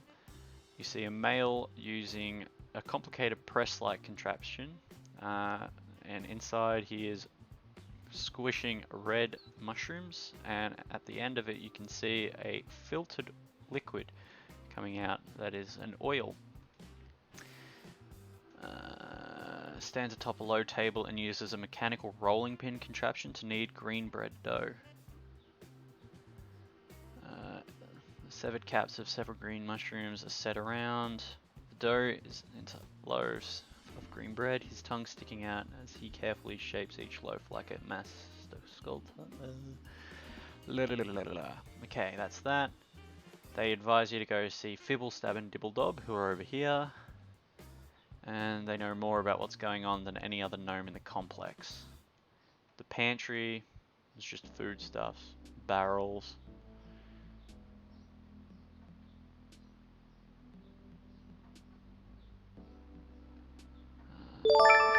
Oh! Thanks for the follow, dude. I really appreciate that. I hope you enjoyed the alert, and welcome to being a creepy bastard for following me. Oath of Capitalism. There's something about money that you truly care about. Money makes the world go round, many say, and you believe that full-heartedly. Tenets 1. Protect those that serve capitalism and its growth. Variant rule brand, business loyalty, protect your brand and those that serve it. 2. Treat charity like an investment, always something of equal or greater value out of it. 3. Those who don't help capitalism are either potential profit or dead weight. Nice. Instead of dead weight, you could always do something like dole bludgers. But thanks for the follow, dude. I really appreciate that.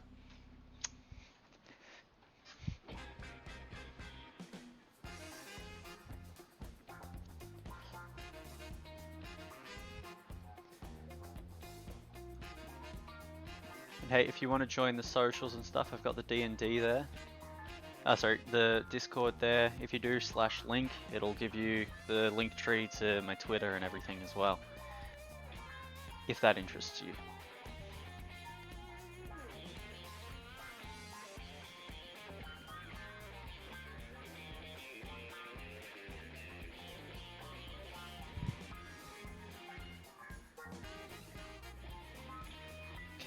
I've set up that woman, crazy woman, the nutcase. The mimic is there. I've chosen that barrel.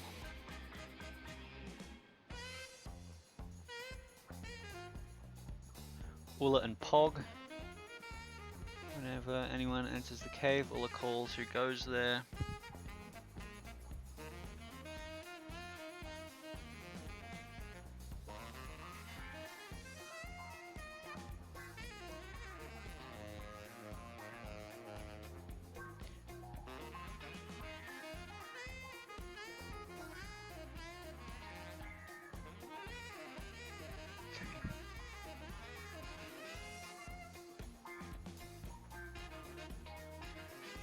Sanity Ray, Straight Jacket, Sanity Ray. So Fibblestab. What Fibblestab's propose is the Sanity Ray. But Dabble Stop, it suggests just a Straight Jacket.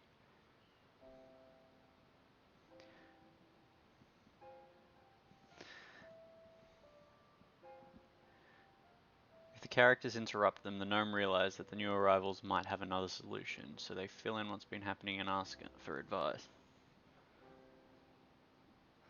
Okay, so that's how they find out. Yeah.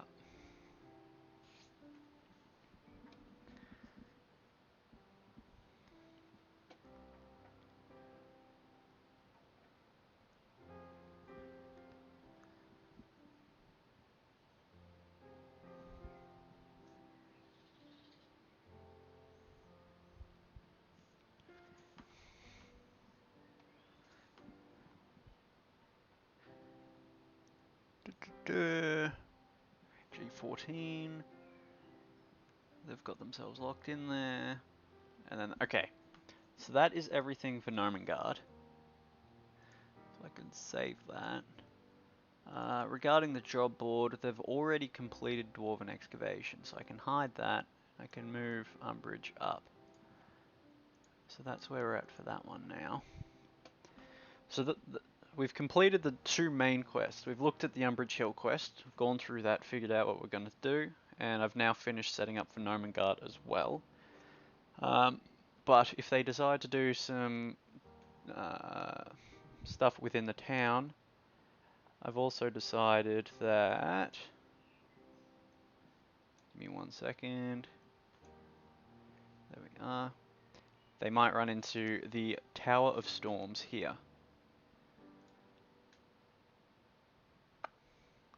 So, the Tower of Storms is a lighthouse, and I've already set up all of the monsters and everything. I just need to read over it quickly and make sure I know what I'm doing tonight, just in case they do decide to go with that. It's not connected, though they can find it out through the Phandalin Tales. Table might lure the adventurers here. This location is balanced for characters of third level, but lower characters can survive if they're cautious and rest often. Before running this location, review the underwater combat rules. I'll need to have a look through that. The Tower of Storms is more than just a lighthouse, it's a temple dedicated to Talos, the evil god of storms. Mosco, the half-orc anchorite who guards the lighthouse, uses its pulsing beacon to draw ships to their doom, for the light acts as an irresistible lure to passing seafarers who sail too close to shore. The source of the beacon's eerie green light is Mosco's heart, which was torn from his chest in a ritual. If the heart is destroyed, the beacon light goes out. The lighthouse is built atop a barren, 80-foot high outcropping of rock. At low tide, a narrow causeway extends from the shore to this outcropping. This causeway is 5 feet above sea level at low tide. At high tide, the causeway and the sandy beach are submerged under 5 feet of water. If the characters leave Phandalin at dawn, they reach High Road by nightfall and spend a long rest camping nearby. As the characters travel west of the High Road the next day, they see a storm brewing out to sea. By the time they reach the 100-foot high cliff, Overlooking the lighthouse, the thunderstorm has reached the coast.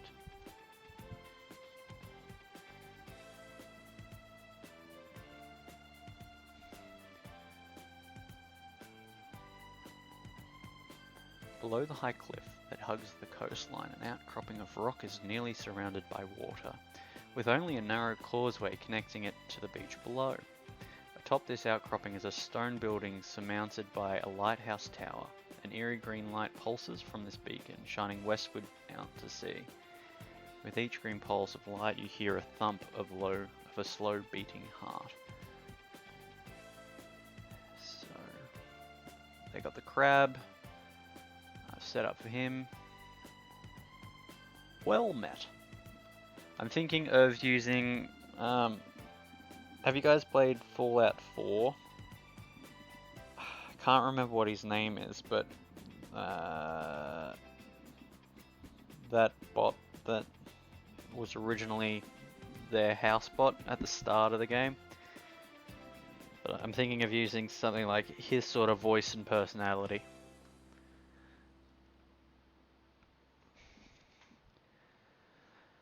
So, evil harpies nest atop the rocky outcropping. There are sharks in these waters, but the one to fear is the mean old brute named Dagamore. She'll bite your head off and take pleasure in it. 5 shipwrecks are spread around the rock beneath the lighthouse. I'll fetch treasure from one of these wrecks if you help me. And then to help them, lay Morale's spirit to rest. To do so,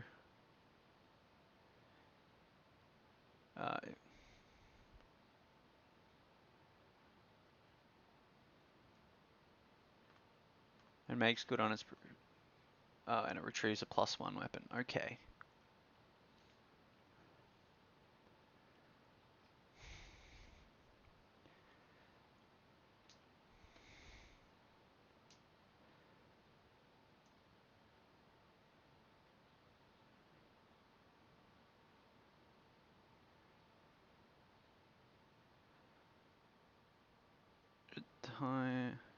It tries to kill the characters if they refuse pursuing them as far as it...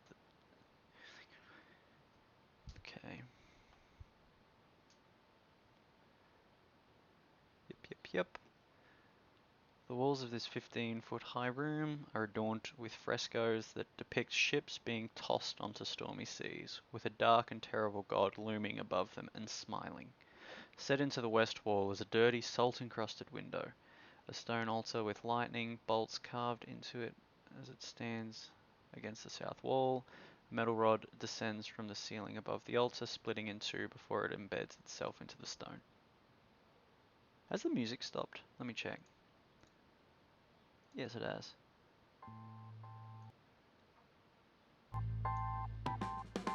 Alright, we're back. Ooh, that's quite loud now.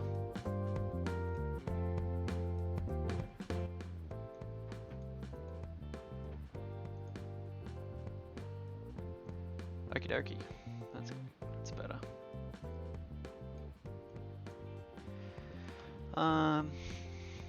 The smiling figure depicted in the frescoes, chaotic evil storm god Talos, can be recognized with a successful religion check. Okay.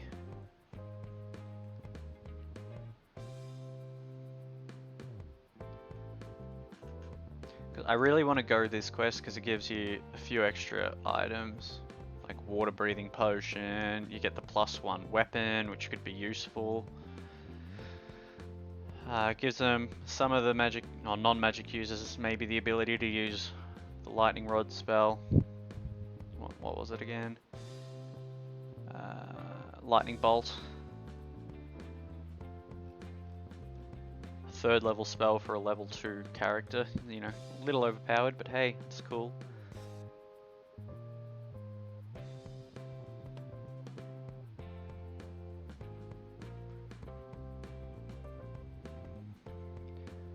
Shipwreck.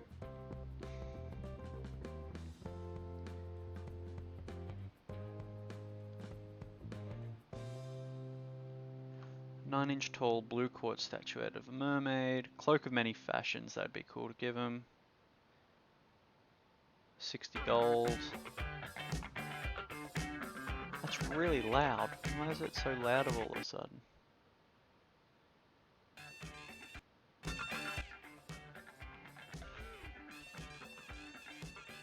Is the music really loud for you guys as well?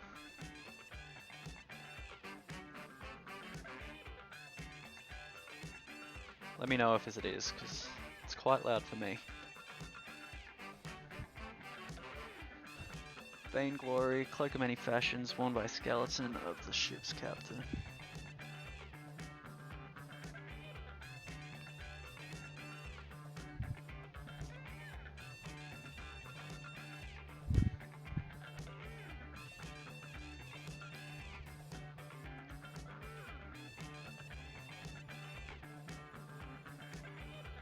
Music's fine. Okay, thanks Asymodic.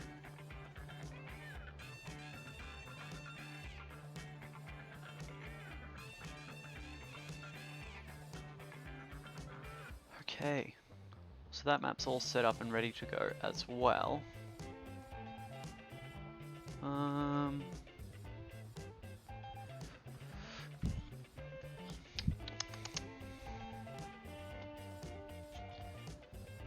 Next, I just need to double check over everyone's character sheets.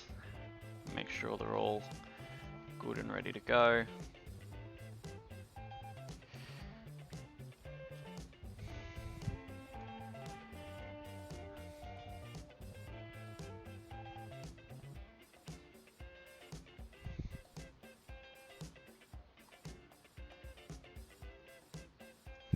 Ultra. Oh, yes.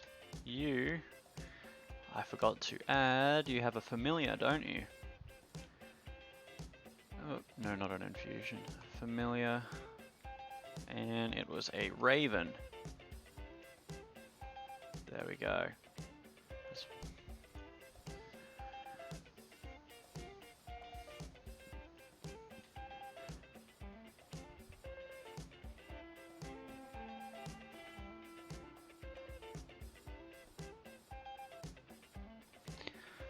And just to double check. Help action. Using a...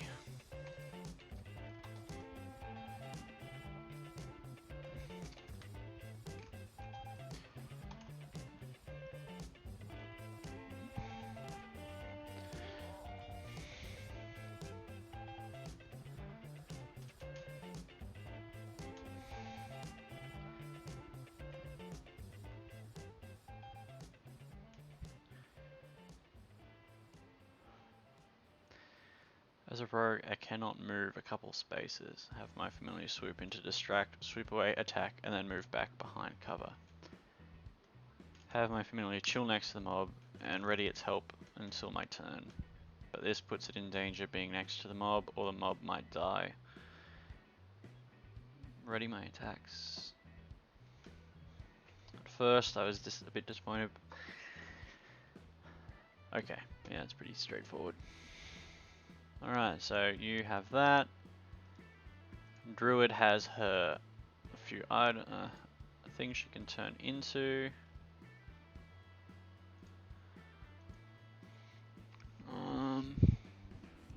She can have her wild shapes now.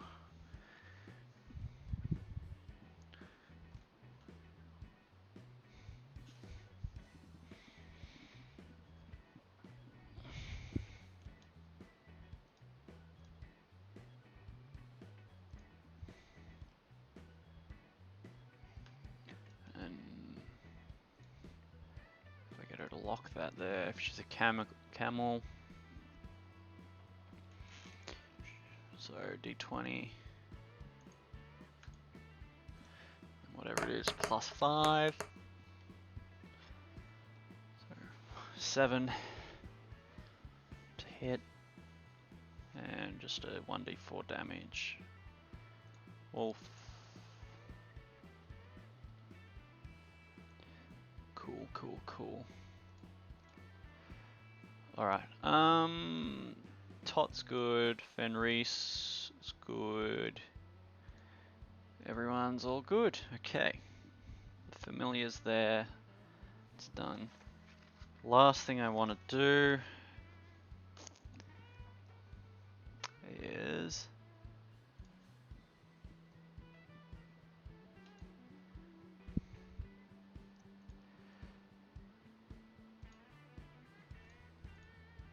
here we are. Last we left off. So, last session we completed the dwarven excavation quest, killed the orca jellies,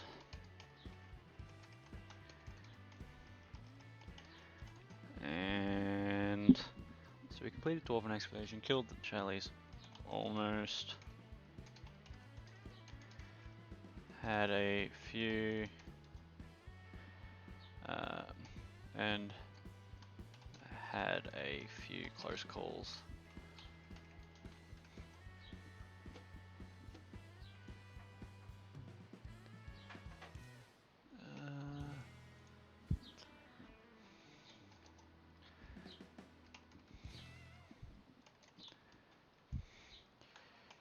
You claimed 15 gems.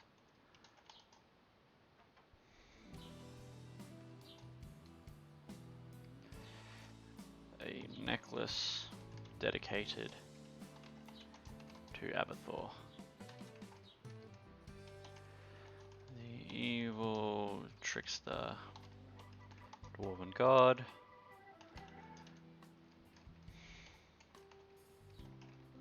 Upon also encountered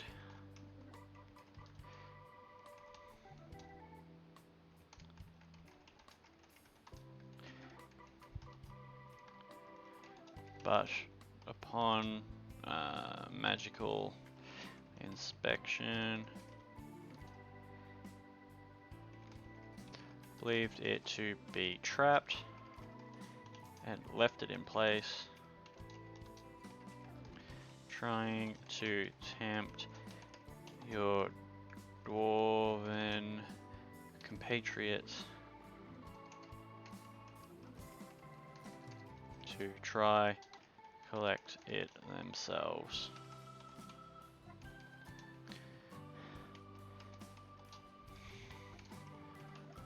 They will try upon a return to the excavation, but will accompany you home to you back to Vandalin. Upon leaving,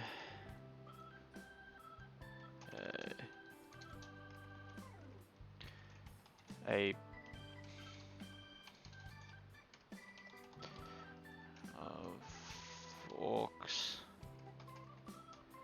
and upon 3 failed attempts of diplomatic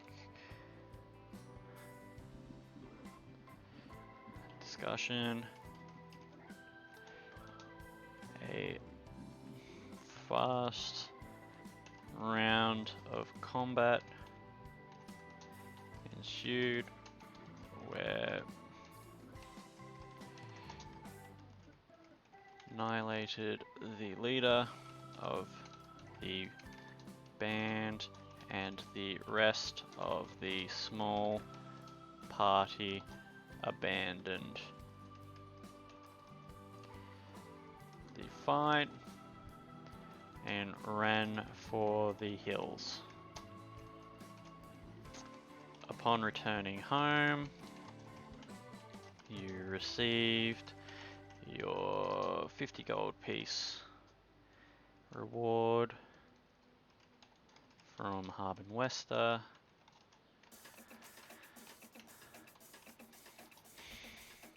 And from there, visited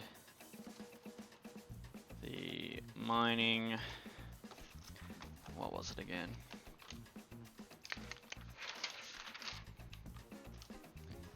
the mining exchange,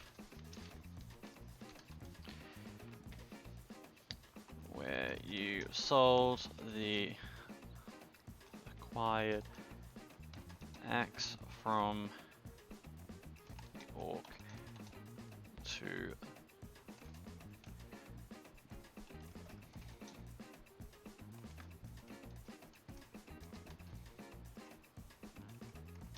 Harley Thornton and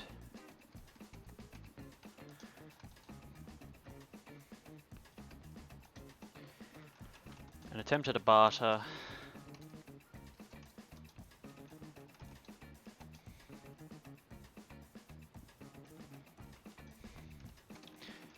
Over the fair value, the gems and necklace, however, could not come to a sound agreement whereby CB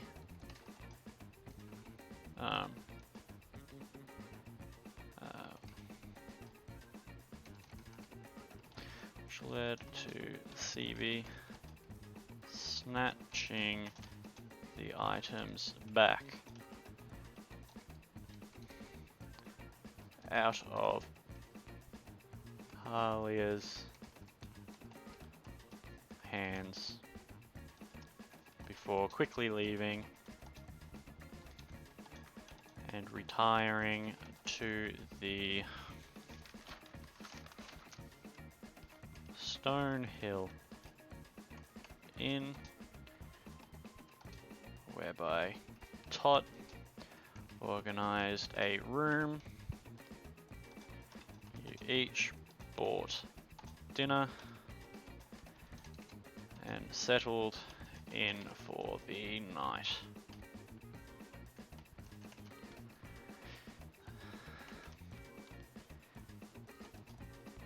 As morning arrives, you awaken to the smell of frying bacon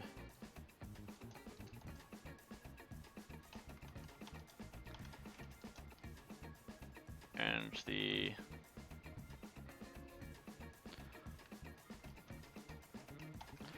of murmuring from patrons within.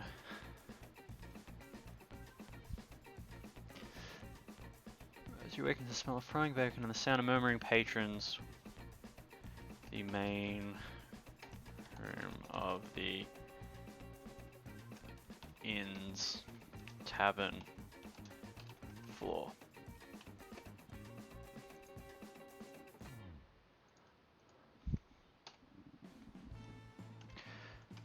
If they go down, upon reaching the bottom of the stairs, you see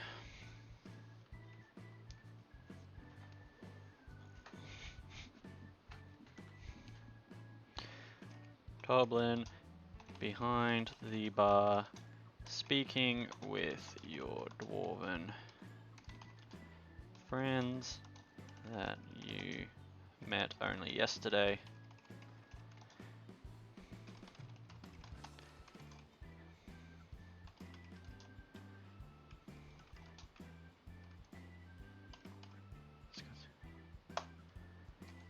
The day prior.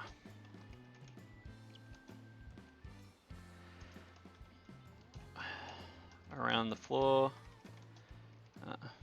around the room, you see several people at tables eating a wide, no, not wide, an array of breakfast items.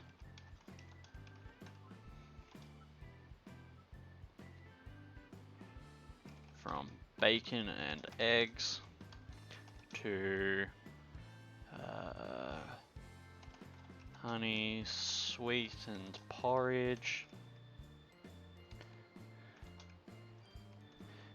to people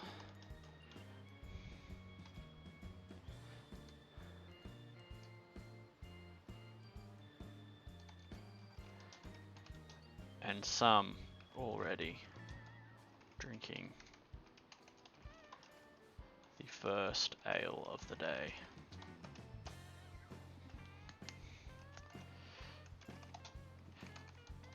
You see Trilena, Toblin's wife,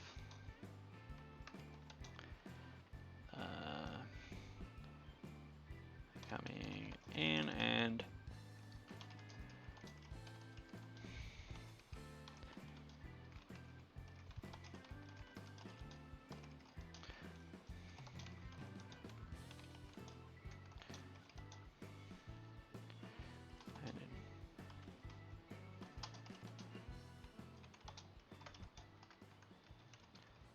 morning, darlings. If you are wanting a bite to eat, go on up to my husband and put in your order. But be quick. It is a busy morn.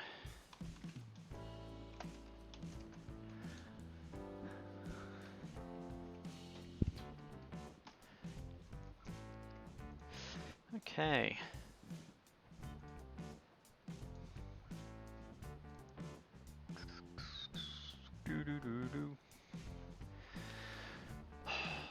We completed the Dwarven excavation quest, killed the Orca jellies, and had a few close calls. You claimed 15 gems and a necklace dedicated to Abathor, the evil trickster Dwarven god. You also encountered a gem placed within statue's hands, but upon magical inspection believed it to be trapped and left it in its place, trying to tempt your Dwarven compatriots to try collect it themselves. They decided they will try upon a return to the excavation, but will accompany you back to Phandalin. Upon leaving, you encountered a band of orcs, and upon 3 failed attempts of diplomatic discussion, a fast round of combat ensued, where you annihilated the leader of the band, and the rest of the small party abandons the fight and ran for the hills. Upon returning home, you received your 50 gold piece reward from Harbin Wester, and from there visited the mining exchange, where you sold the acquired axe from the orc to the guildmaster Harlia Thornton, and attempted to barter with Harlia over the fair value of gems and necklace, however could not come to a sound agreement, which led to CB snatching the items back out of Harlia's hands before quickly leaving, and retiring to the Stonehill Inn, whereby Tot organised a room, and you each bought dinner and settled in for the night. As morning arrives, you awaken to the smell of frying bacon and the mild sound of murmuring patrons within the main room of the inn's tavern floor. Upon reaching the bottom of the stairs, you see Toblin behind the bar, speaking to your Dwarven friends that you met only yesterday, discussing the events that passed the day prior. Around the room you see several people at tables eating an array of breakfast items from bacon and eggs to honey-sweetened porridge, and some already drinking the first ale of the day. You see Trilena, Toblin's wife, coming in and out of the kitchen carrying plates of food to each table, and in passing you by says, "Mornin' darlings, if you're wanting a bite to eat, go up to my husband and put your order in, but be quick, it's a busy morn." That's enough to kickstart the session, I think.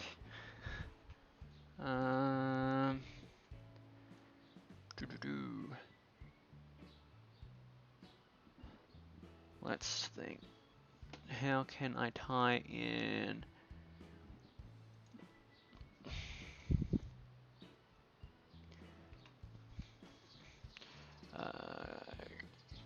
Continue conversation with people. Hint to Tower of Storms somehow. Think of it on the spot.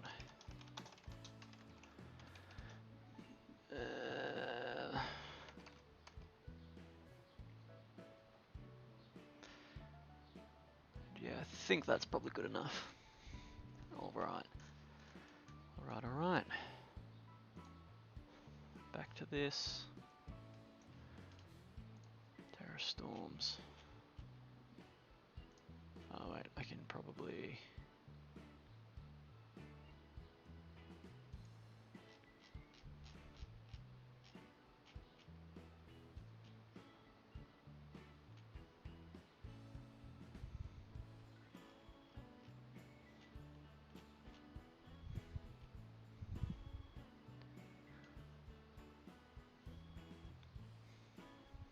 Alright.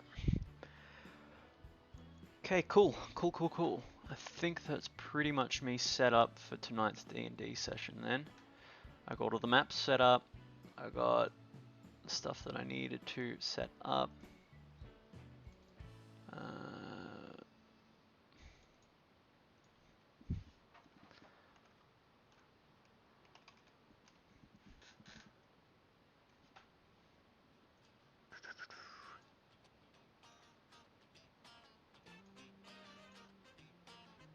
Alright. Shut up, Luciana. Hello, by the way. Good to see you. Thank you for the follow last night. It's a shame you don't get to see the follow animation because, you know, I wasn't live when you did it. But hey, how you doing?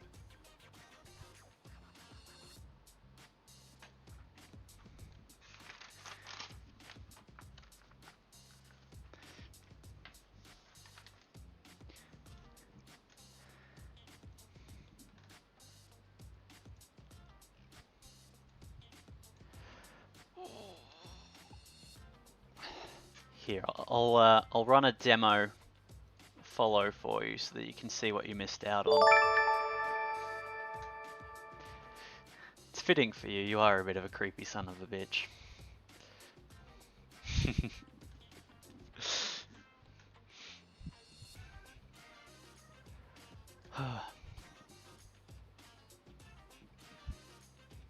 So to fill you in on what you've missed, I'm running the starter kit, not the starter kit, the essentials kit adventure, Dragons of Icespire Peak. So far my party's done one session and we did the Dwarven Excavation quest. And so what I was doing this stream was just setting it up, getting my maps and stuff ready. So I can probably pull those up and kind of show you what I've set up. So here's kind of my quest board. So they've already done the Dwarven Excavation one. So I've taken that off the job board and moved that one up. So that's the job board at the moment. This is the quest they've already done. So I got the map ready and then I can move their icons around depending on where they want to move. And then they fought all of these bad boys throughout their quest. So that one's done and dusted. So what I've been doing today is just setting up. So for the other three quests they're going to have the choice of. There's one of this tower. They can get some cool items. Umbridge Hill, where they might get to face a manticore, or negotiate and heal it depending on how they go. It's their choice. Hopefully they heal it, because if they try to fight it, I have a feeling they might end up dead. And then next, the Gnomengard quest. There's mimics and stuff around. They got to be careful. And they got to solve it and try to get some magic items. So that's kind of what I've done. I've set those maps up. Then I kind of set up a bit of a last we left off, read off for them, so once they start, and kind of set up some conversation sort of stuff to get them into the game. And then beyond that, I've been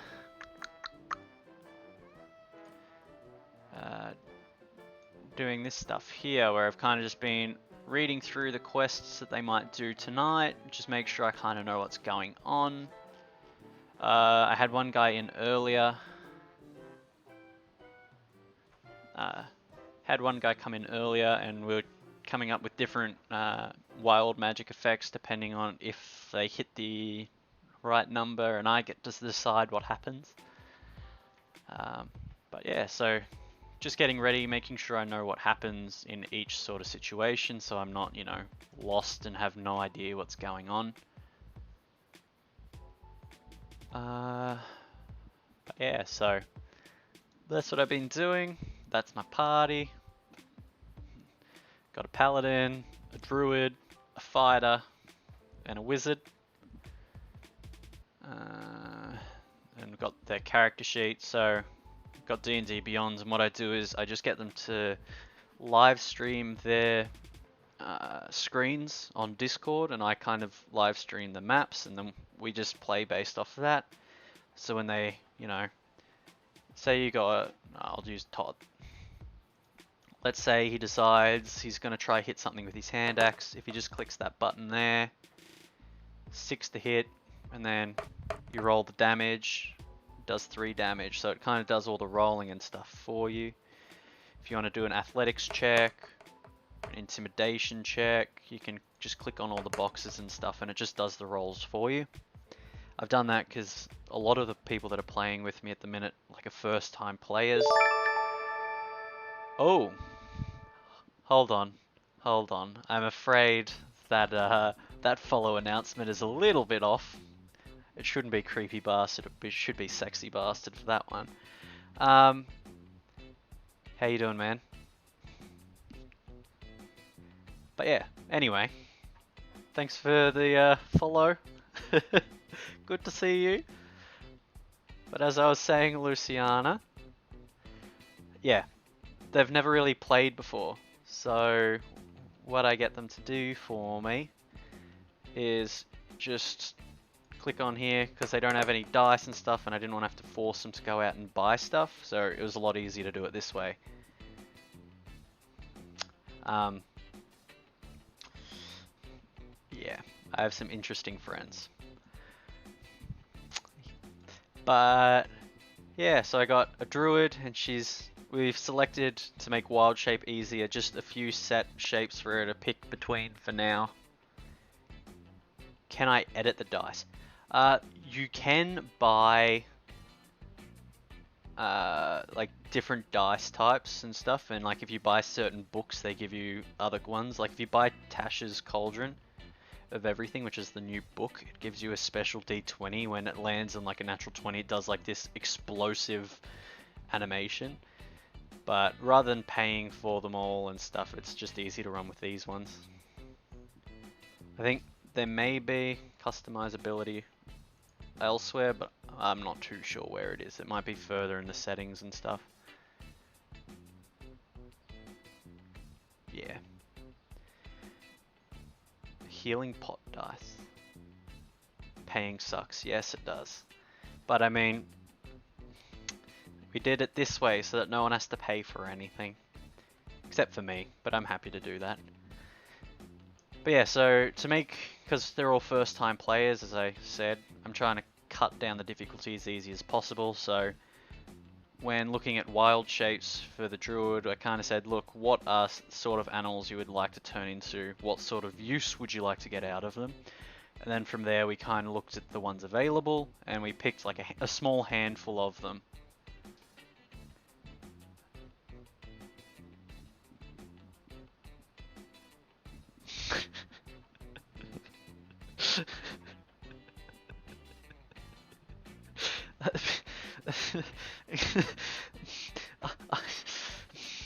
I don't like having this attention on me. Lockie, can you take it?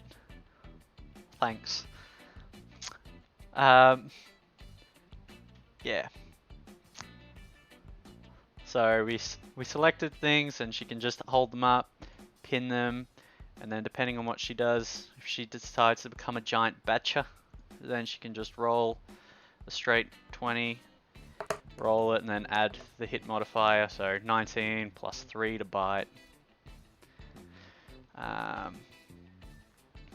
then from there, we just did everything else. And then the wizard, I just set their little raven friend. And yeah. But you guys kind of missed out on all the fun, because I've pretty much literally just finished all the D&D setup. And I need a very, very short break. I'm going to be back in like 2 minutes, but I'll show you my very, very, very professional Be Right Back screen. I put a lot of effort into it. I'll be back in a moment.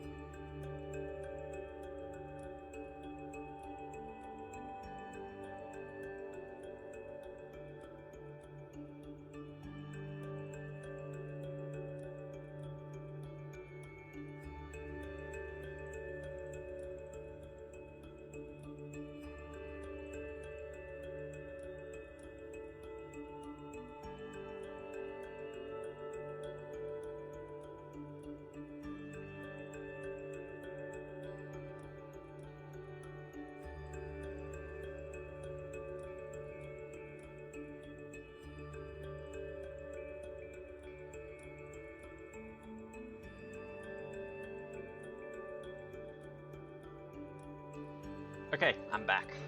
Hello.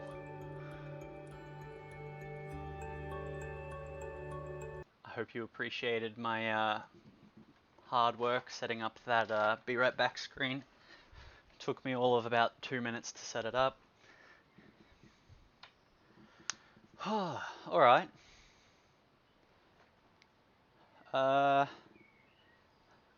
Is there anything you kind of want me to show you?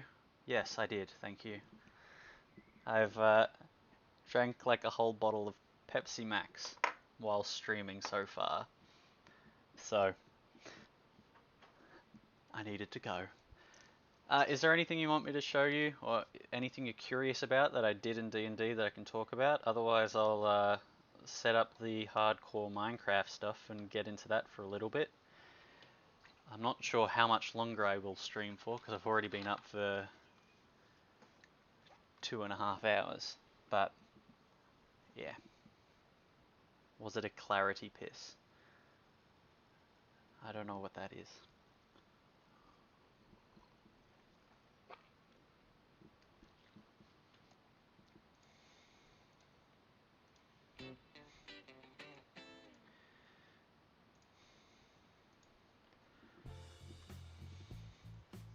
Got the music back on.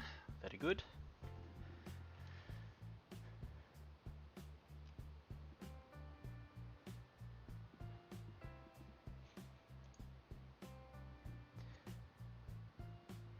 Post-nut clarity. But while peeing instead.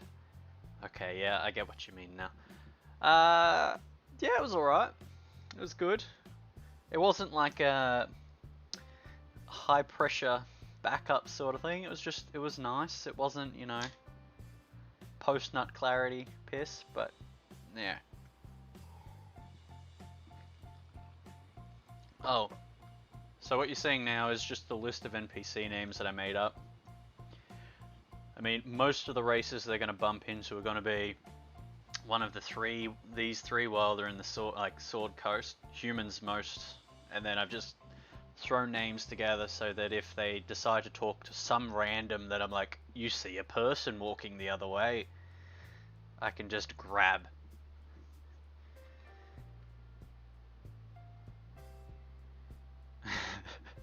Yes, but majority of the time it is after the consumption of alcohol.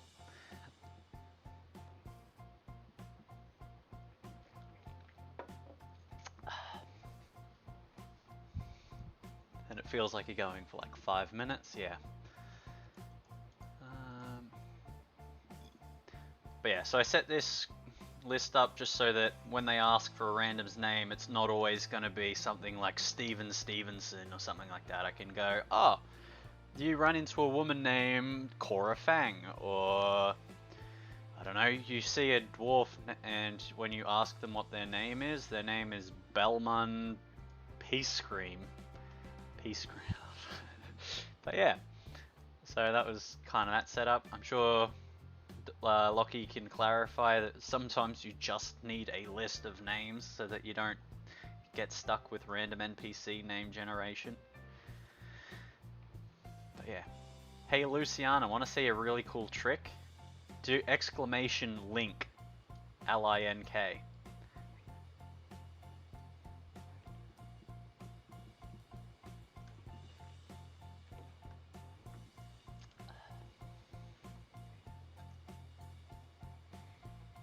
Ta-da!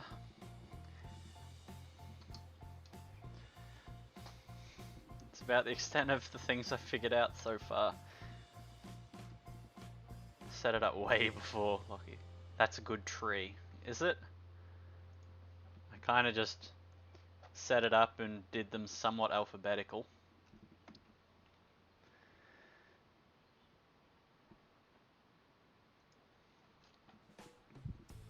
And I fixed my Discord permissions as well, so now other people can't talk in my rules tab and stuff, which is probably probably a good thing.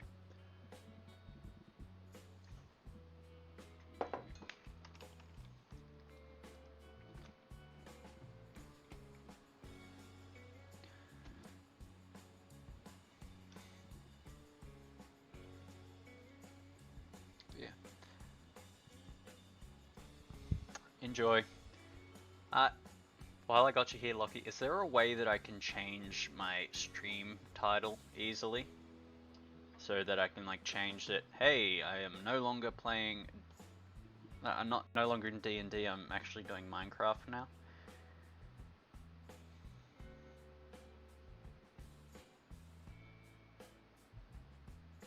How doth one do that? I got this open.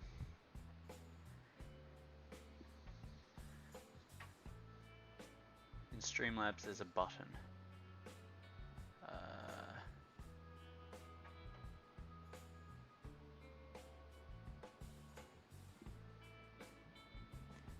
Where be thy button? Under the live minutes. Oh, okay. Cool, cool.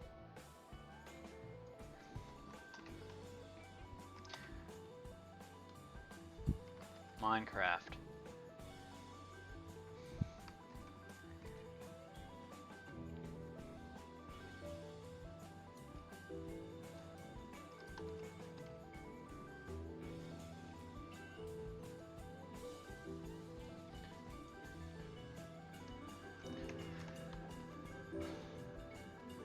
Hard mode.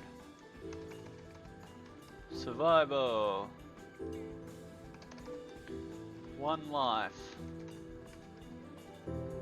No. Actually, we don't need that anymore.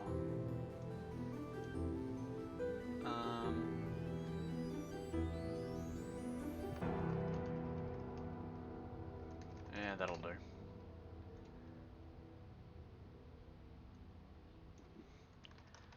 On to the hardcore Minecraft for a short bit. Smiley.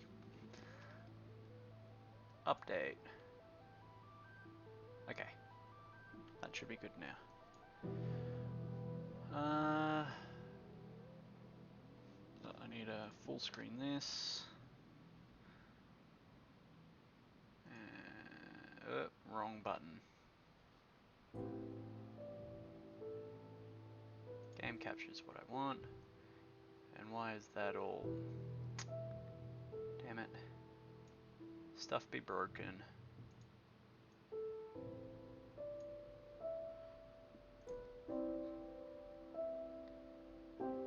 There we go.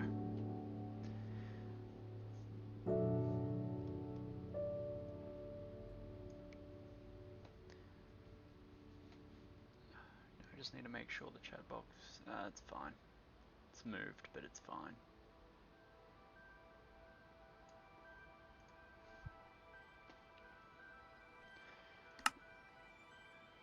Oh, wait, no.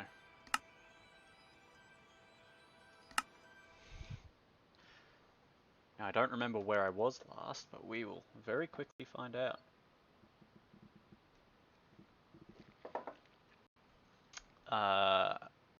Oh, yes. Yes.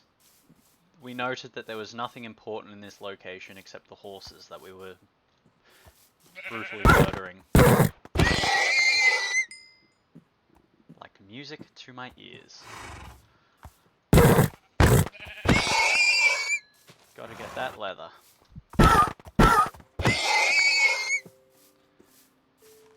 But let's snag this while we yeah. I really do not like horses in Minecraft.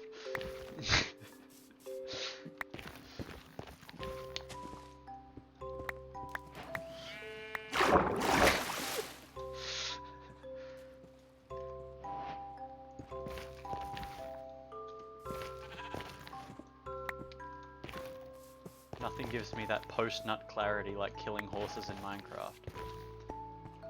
What do we got in here? Gold. Let's get rid of... I need the string. Yeah, that's you. That's you. I'll make an anvil and I'll rename it you. Ooh, mending on both bits. It was just funny. Like, the clip didn't fully encompass it. But I went up and was like, oh look, it's a rabbit.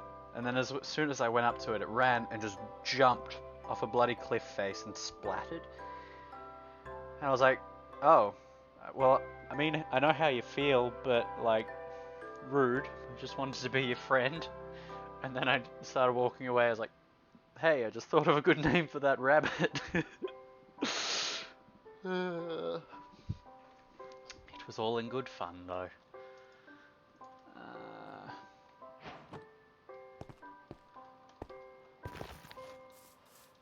Now I gotta figure my way back home.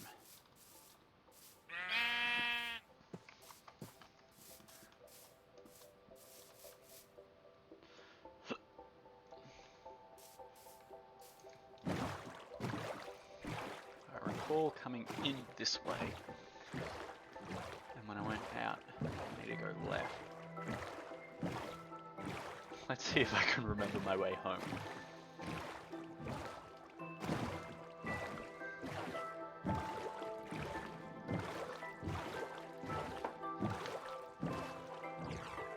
Fingers crossed we can.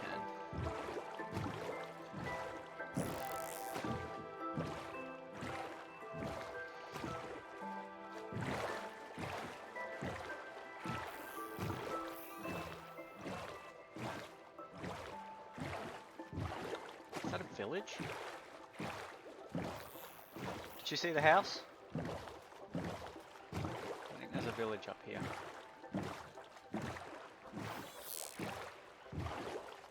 Yep, there's a village. Okay. I believe we gotta go that way. Ugh, it's getting dark.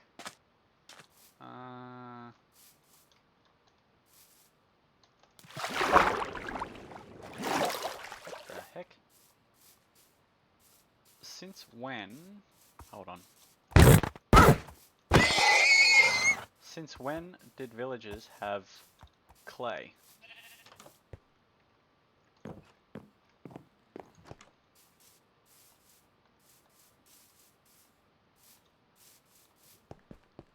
I cannot recall any point in time where they had clay.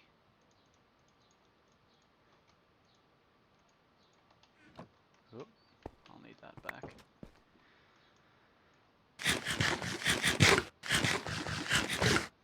Actually, what I might do, because I recall watching it back and it was a bit too loud in my opinion the other last stream. Snag that as well, because I'm not going to have diamond for a while. Bugger it, I don't need the flowers.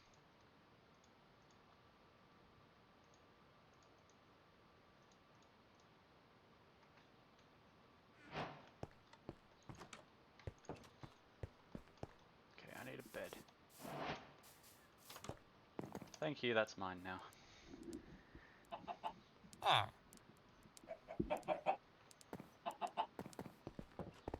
How'd you sleep last night? Did you end up getting any sleep?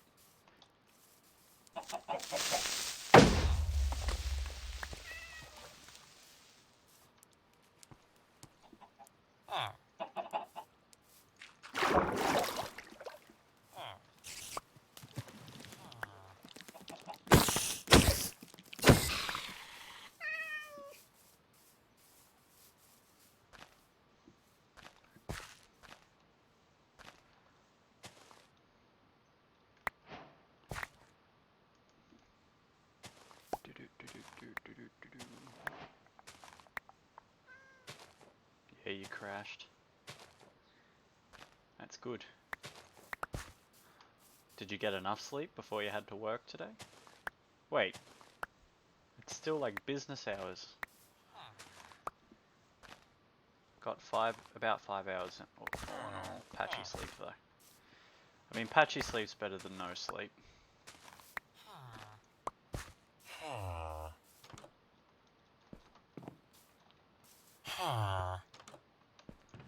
What you got? You got the leather. Boy. Let me out of your house. You're my background noise. Ah, okay. It was 100% your fault. Do not try to place the blame on this poor innocent youngling. You are the Anakin to his youngling.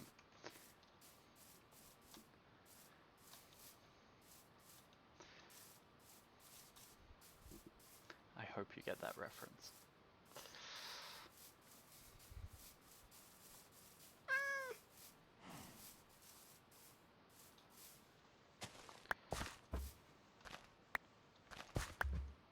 Hey Luciana, did you want to hear the best sound in Minecraft?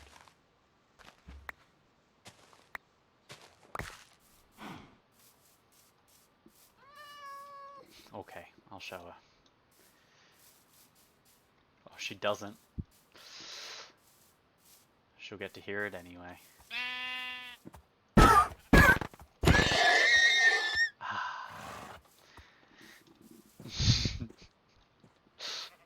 I cannot stand the bloody things.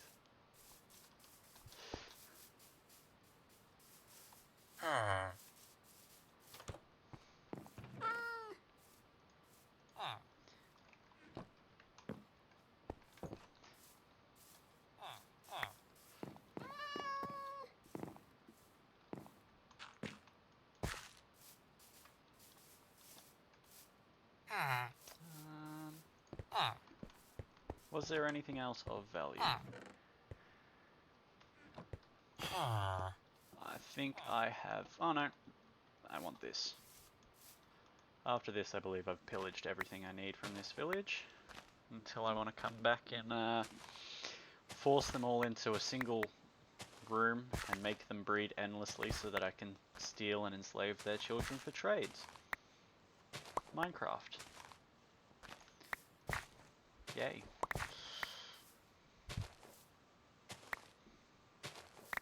Did you like the video that I sent you guys last night?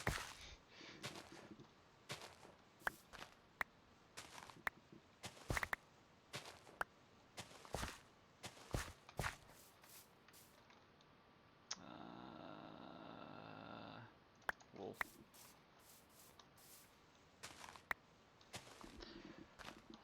So getting this, I can make broad. I can lure and breed cows or whatever other animal I decide I want.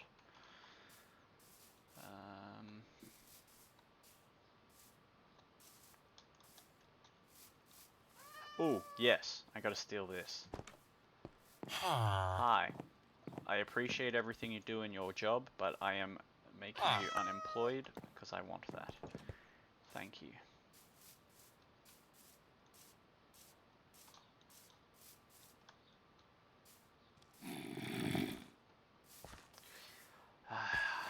One more for the road.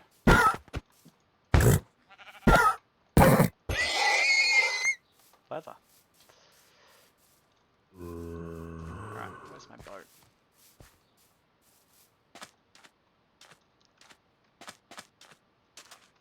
say park?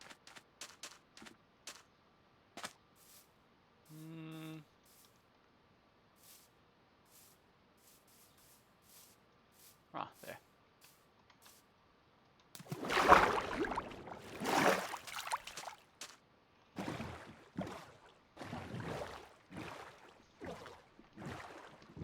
So...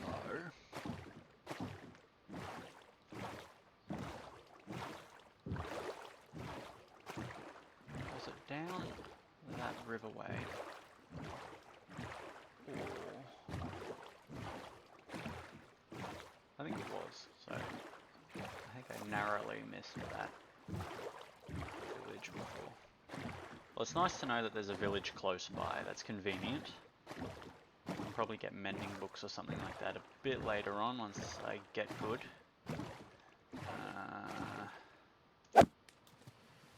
No, I need the string more than the boat. I don't need cobblestone as much. And over here should be the big lake. Yes! Okay, I know where I am. Good, good, good.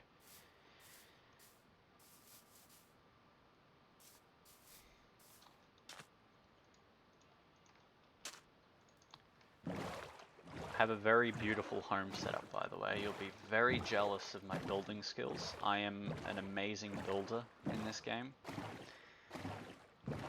I've never met anyone that builds better than me. I'm also very humble. I think it's this way.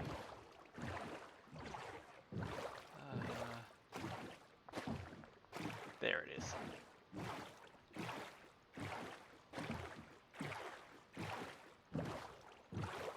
See, look at that beautiful thing. That is the most beautiful mansion you will ever see.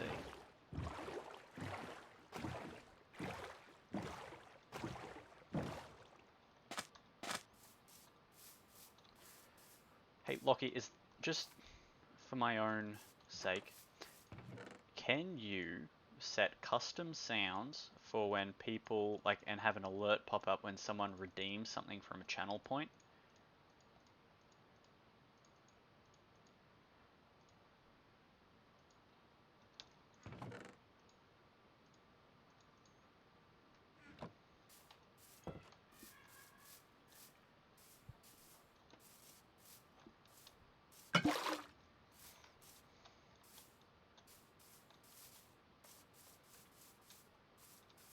Don't know. Okay.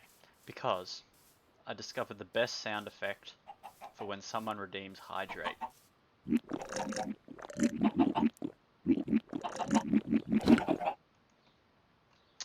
Is that not the best sound effect? I don't think so, but maybe there's plugins that would allow that. Okay.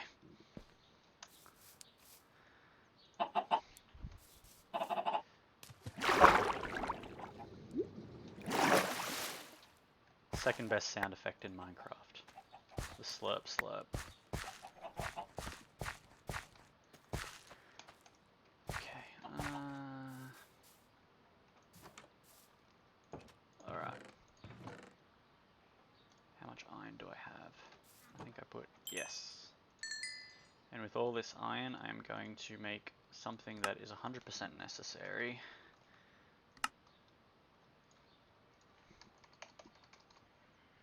You hurt me.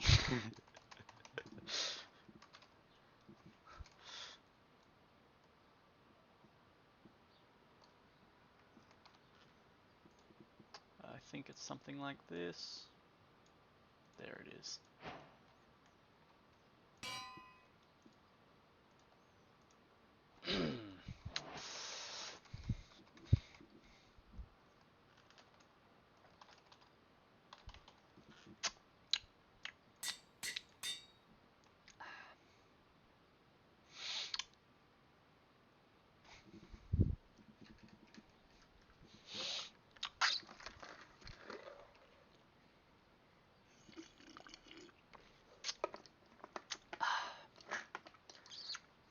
Never forget.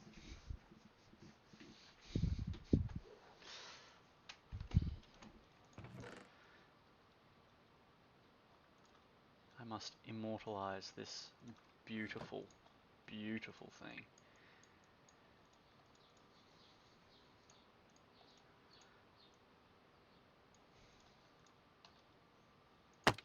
No. It must be above my head when I sleep at night.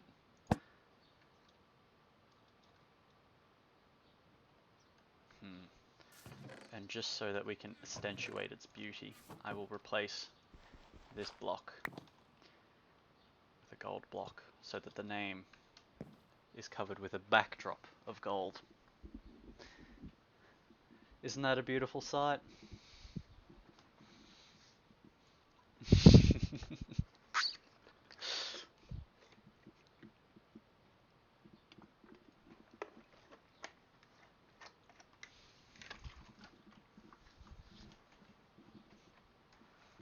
Also, I'm thinking I might do maybe a Breath of the Wild stream now that I have that thing that I, commandeered.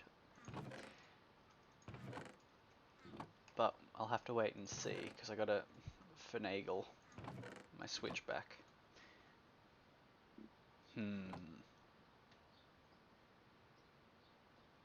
Breath of the Wild's so pretty. Yeah, I haven't actually got a chance to play it myself yet.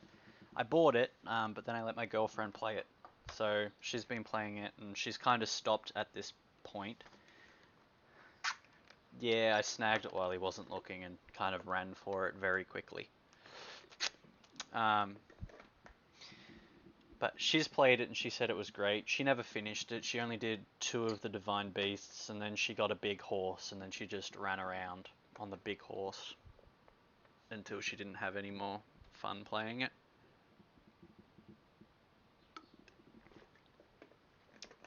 But I've been meaning to play it myself. I mean, I did ask if he'd eaten already. And to be fair, I did already have pizza for dinner before you suggested it.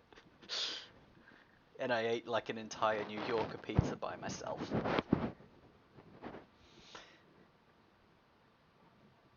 So, fat boy be fat.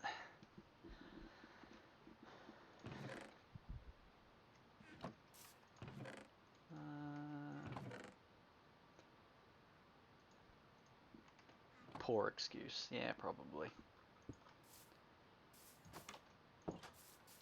But yeah, did you guys like the video I sent you of me being a little overpowered and stupid in Mickey Crafty?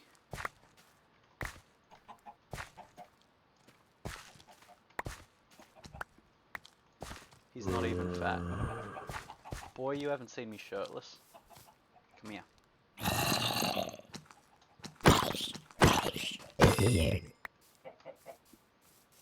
Boy is slim thick.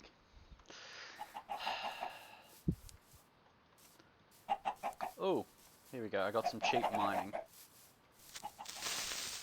Gotta time this right though. Oh, actually, give me records. Come on. Shit. This could end pretty poorly here.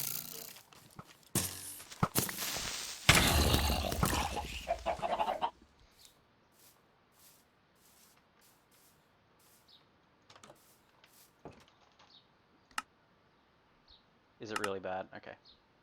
My bad. I'm trying to adjust it and get it right, but I don't know what. Thank you though, Luciana. I'll adjust accordingly.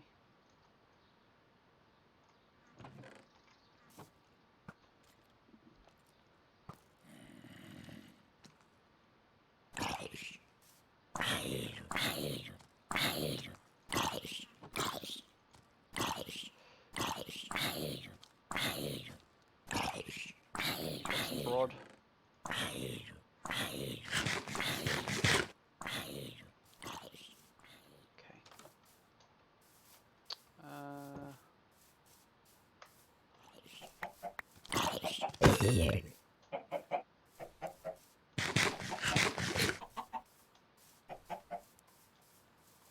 Right. Come here. Oh.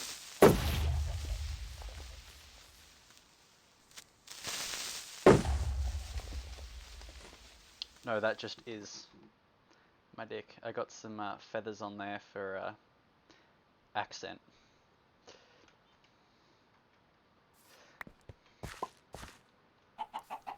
Is that a bit better volume-wise?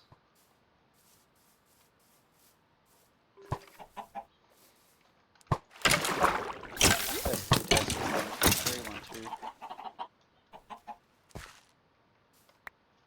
Is that better? Let me know.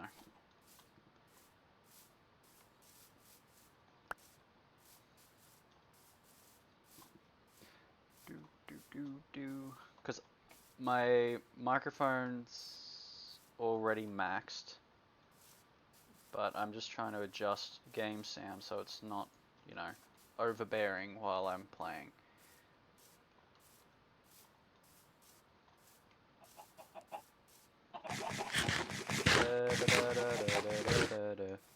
Lockie?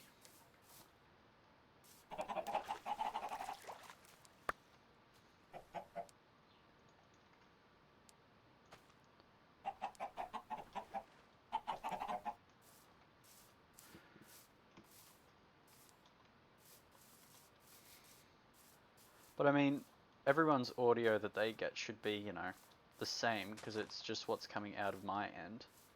I can probably turn block sounds back up a bit, but it should be the same for everyone else. I don't understand why and or how yours would be different. There we go, it's a bit better. I had to turn block sound down because of my sound duplicator on my friend's server, or realm, whatever you call it. Mining.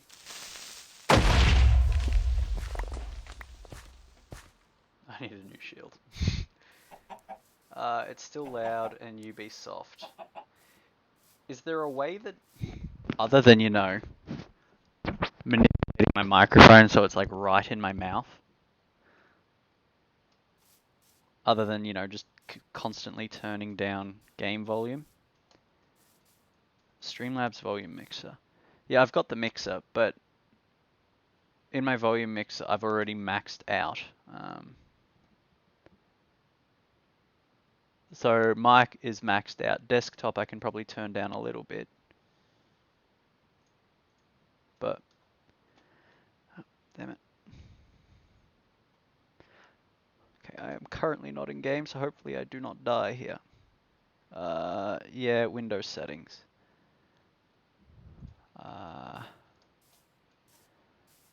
And just like boost the microphone, is that?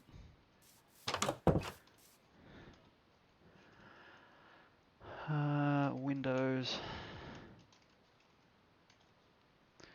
settings.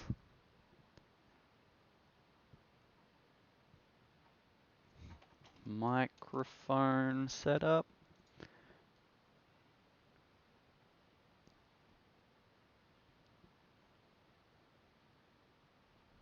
No.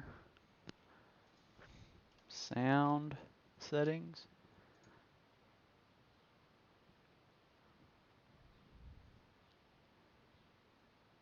Threw my cat off the bed so I could make it, and she jumped right back on. She thinks it's a game. There's that. Huh. I don't see anywhere that I can adjust. Yeah, so right click on the sound icon in your taskbar, go to sound and click the recording tabs. Right click.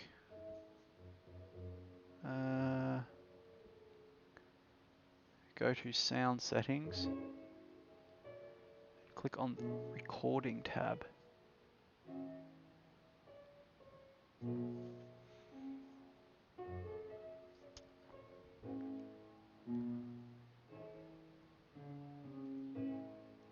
Where?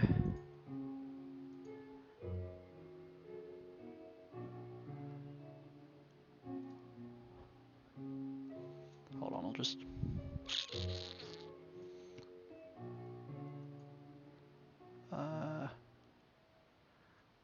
let's yeet this over. This one?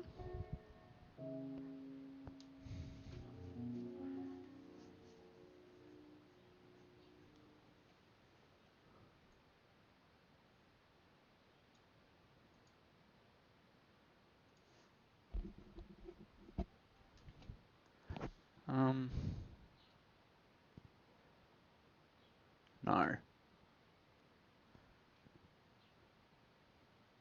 you talking about like this, the old volume mixer?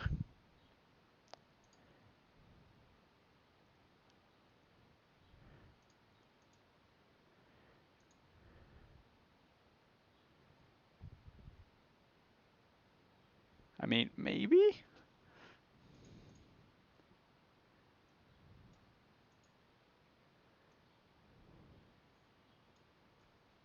I'm not too sure. I can just, you know, lower the desktop volume a bit as well. Like I'll try drop it to, let's see. I'll drop this to like 85 and we'll see how we go from there.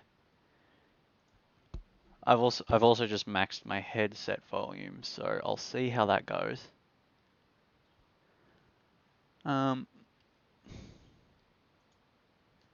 Let's see. Looking for a game. Is that a game? That's a game. Testing, testing, 1, 2, 1, 2, 1, 2. If it's still too loud, just let me know and I'll tinker with it more. Yeah. Because I was playing with the others, like Guven and Asymotic yesterday, and they said that it was fine. Oh, no, but I did increase my device volume today when I had the music because no one could hear it, even though it was full volume.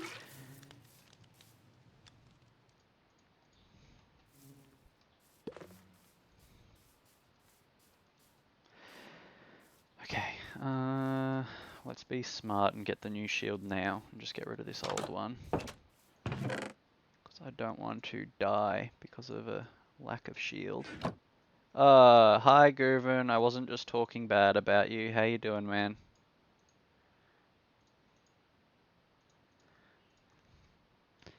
Three new followers this stream. Yeah, that's pretty good.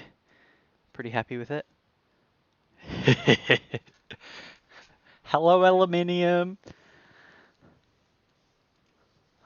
I'm glad that name has stuck in. We were just talking about the sound because my sound was a little bit whack. And I said that you guys were helping me out with it yesterday. Oh.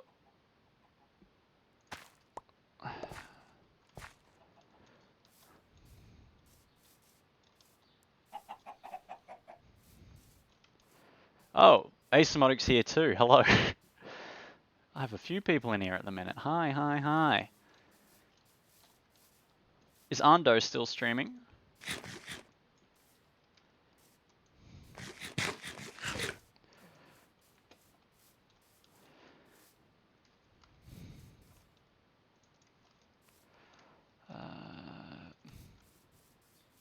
Yeah, I've been lurking the whole time. Oh, nice. Thanking you for that. Appreciate you. Alright, let me figure out what I've got to do. I mean, getting diamonds would probably be a goal. Organising my shit's probably another one too. Let's steal that extra pick.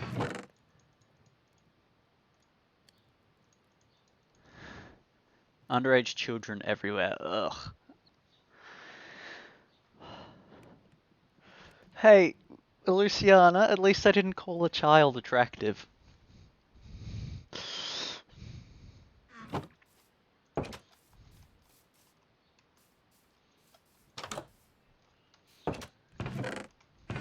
And I will leave that there.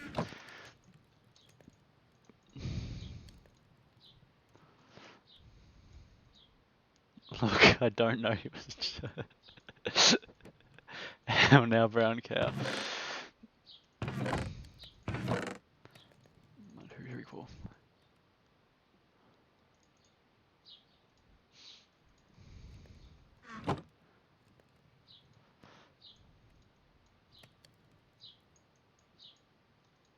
Yeah, look, I set mine at 16, but I might adjust it to 18 just for that same reason. I don't want to have to deal with, you know, creepy shit happening to kids. That shit's just straight up not okay. The last thing I need is, you know, the 14th element on the periodic table hitting on a child.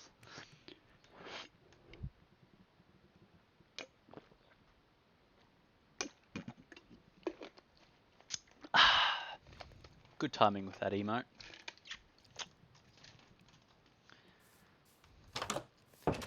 Alright, let's do everybody's favorite bit about Minecraft and let's go mining.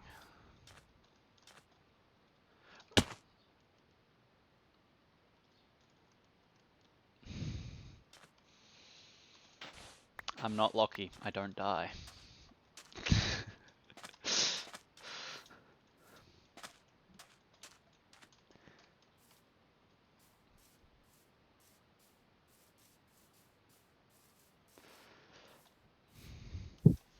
I mean, mine is all ages, but that's because I have a different audience. Yeah.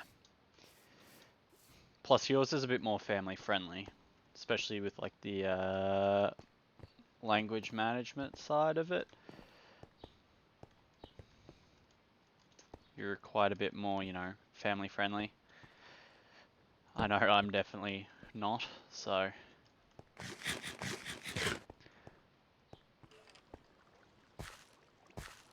Yes, it's okay, Luciana. I was just giving you strife. You're all good.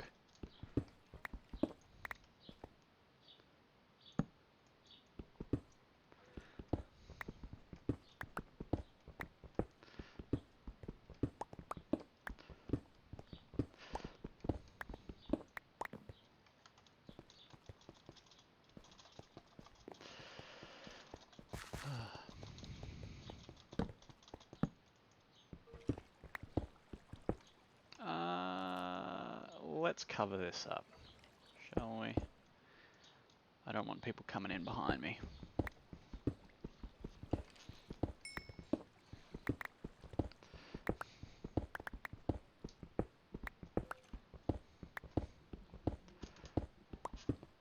I mean, half your age plus 7.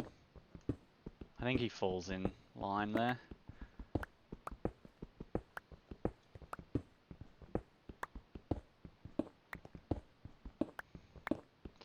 Yeah, you go too young and they're all just too immature. They don't understand the complexities of maintaining a healthy relationship.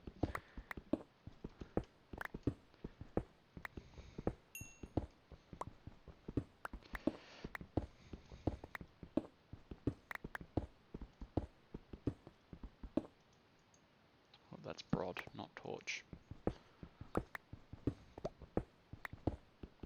I'm mining, I don't need the shield right now.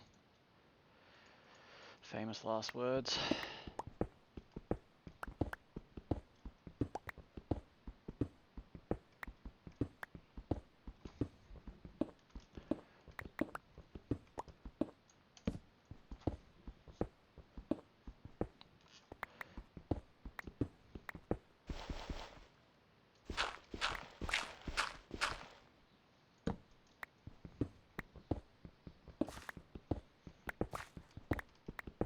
Hey, if you guys join my Discord, you can see the creative name I've given my Discord, if you haven't already. Let me see.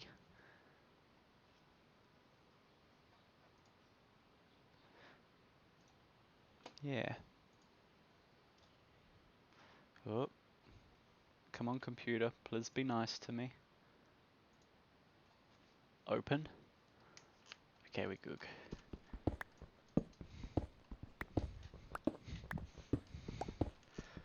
Ooh, that's some lovely stuff.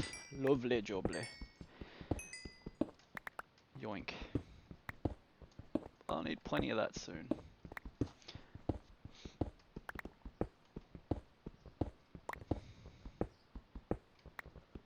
Wings creep. Yeah, I should probably, you know, change my Discord profile picture at some point. But, you know, for now it's fine. There's a cave to our left.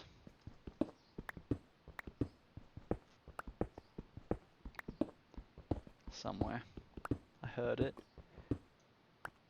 The reading of message history and announcements. I'll write that down and I'll fix it up later. Thank you for noting that for me though.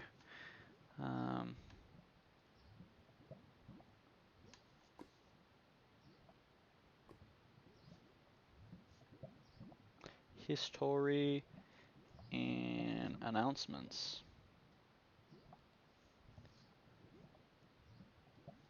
There we go. Thank you for that. Appreciate you letting me know.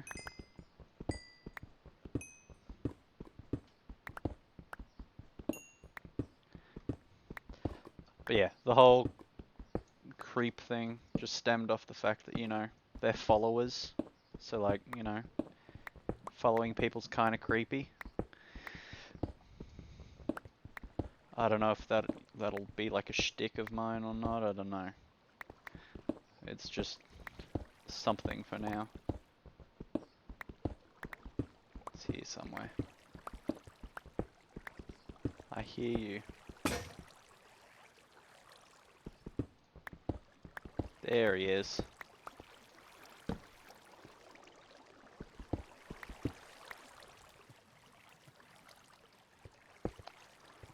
Oh, I think this is the cave I've already explored. No, it's not. Okay, this is new.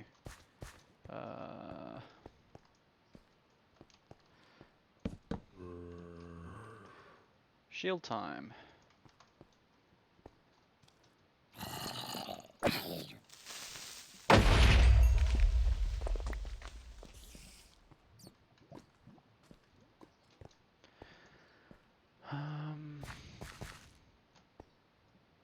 Pog.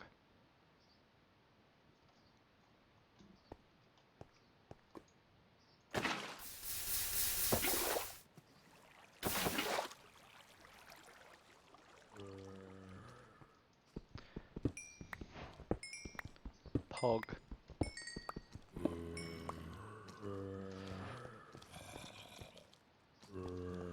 Oh, that's a horde and a half if I've seen one.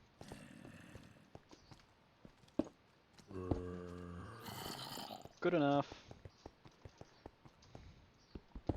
Let's continue on our merry way. Oh, Guven, you might appreciate this. One of the NPCs in one of the quest lines that I'm doing tonight in D&D, their name is Pog.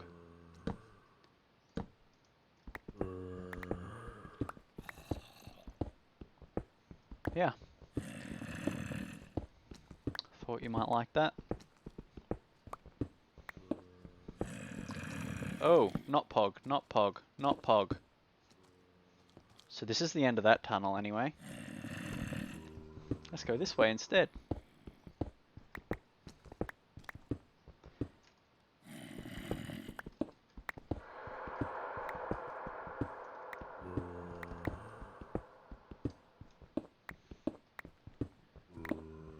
Can you describe him as a champ? Sure. He's a guard, but he's a champ. Sure. Pog champ.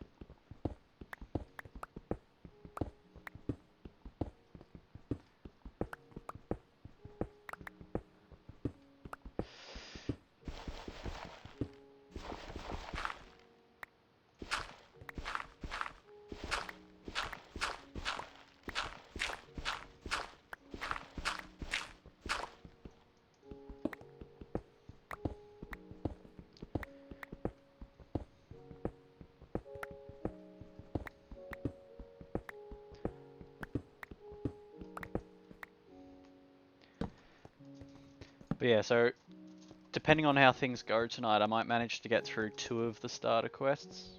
So I might manage to do the Manticore one nice and quick if I can, you know, finagle them into doing it in a passive way rather than trying to kill the bloody thing.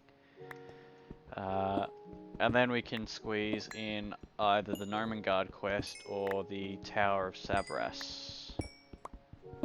Tower of Storms, whatever it was.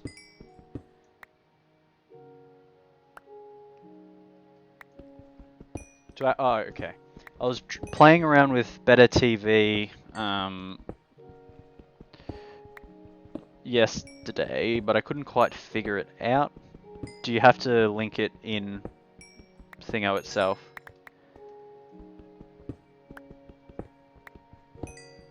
Alright. I might get one of you guys to show me how to actually do that later on. Is that music really loud for everyone else?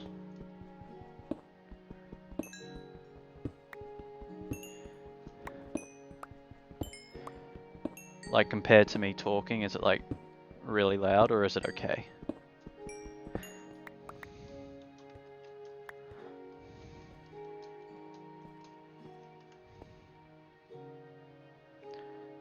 Good level.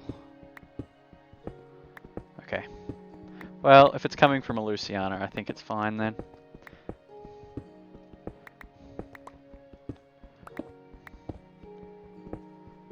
You can help me with BTTV? Okay, that'd be awesome.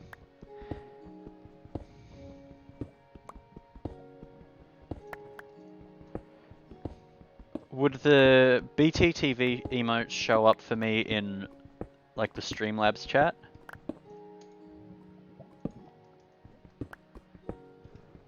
Or is it just browser only? They won't. Okay. But people that are watching on the stream can see them.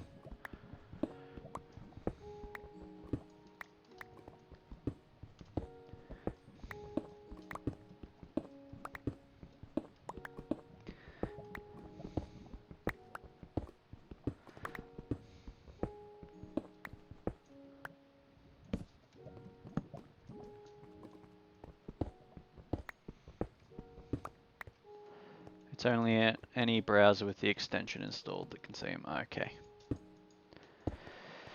Fair enough.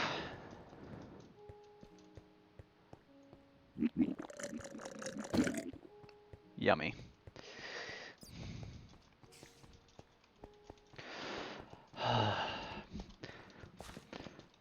Going from having blue ice pathways on the realm that I play on to having to, you know, do this sort of running is incredibly painful.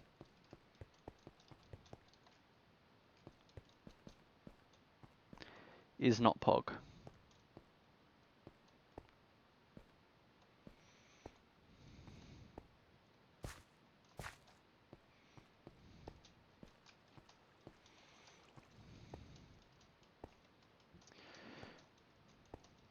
Also, is there a better way of setting up the follower tracking thing?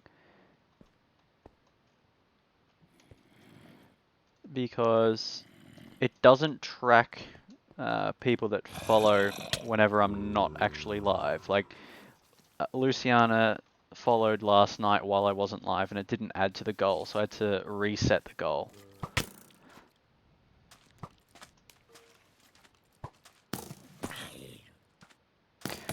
Oh, there's a trident boy.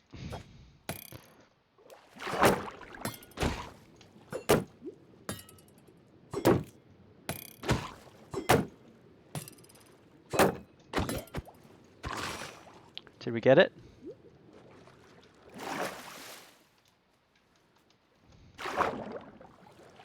Damn. It's a bit complicated. Follower goals and Streamlabs kind of sync. Same with Stream Elements. Okay.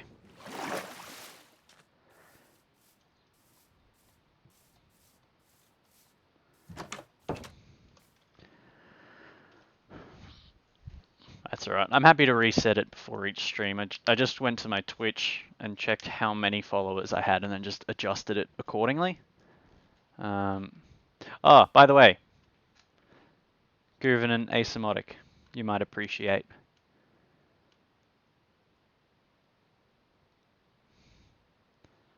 I put the gold backdrop so that, you know, his name would at least have a nice backing rather than the dirt. The bunny!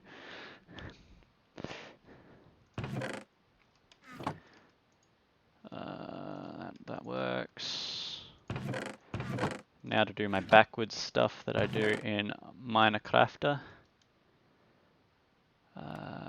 Where be my leather?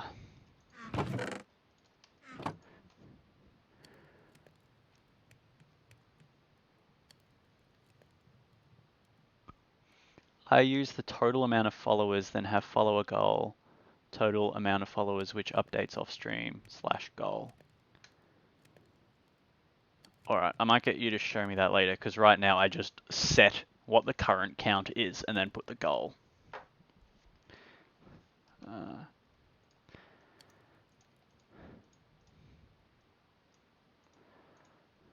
I need more of that, but let's sleep first. I can help you with that. Yeah, thanks man, I appreciate it. Ah, my arm hurts. Fuck.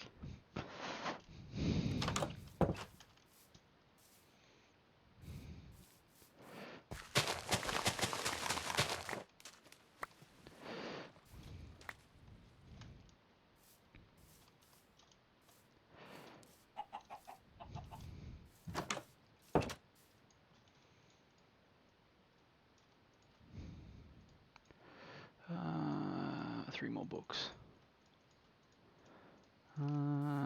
Sugarcane. Put this one down as well.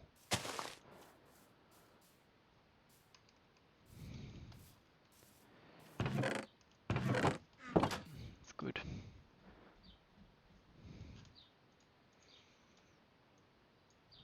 What's the first thing you do with diamonds in Minecraft? Oh, how do I make it again? Make one of them.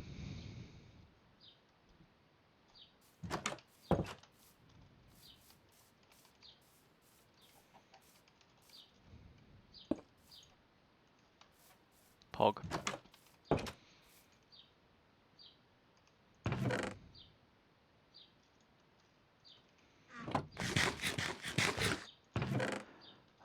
Let's... Okay, enjoy your juicy burg. Thanks for coming by. Appreciate it.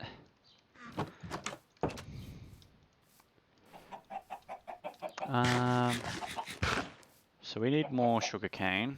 Let's just do a very quick run by pieces.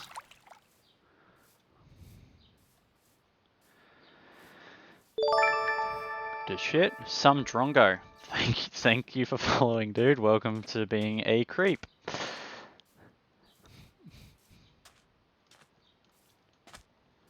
Some Luciana nerd. Well, thank you, Luciana nerd, for telling people to follow. Hi. How you doing?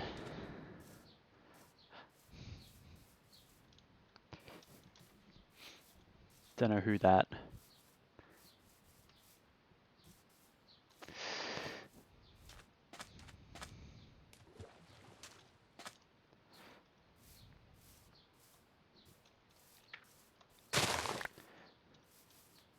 I'm at 10 now. Nice. Hello, beautiful. How are you? Horses die, but donkeys get to live. Thanks, man. Just dropped in to follow. Need to get back to work. No problem. Enjoy the rest of your work. Thanks for following. I really appreciate it, man.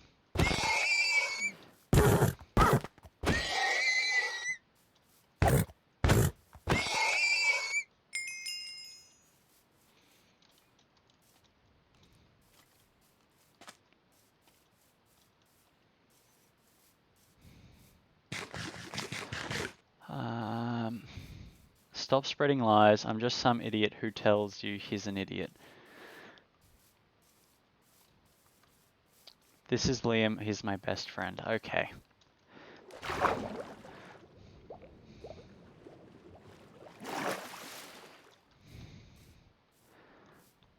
This is Liam. He's an idiot.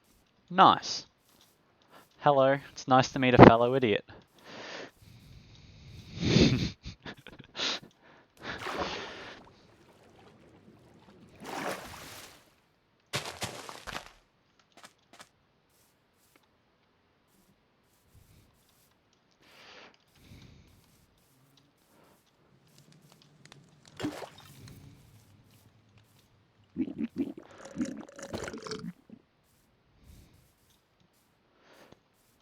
Both are accurate. Okay, I am limited on what I can do by my paper right now. So, while that's going, I am gonna make a couple more pickaxes, maybe do a bit more mining. I'm gonna sneeze 1 sec.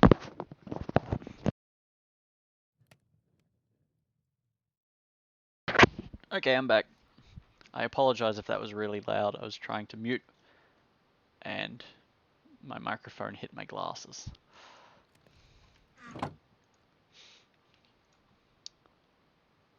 Thanks. I appreciate the blessing.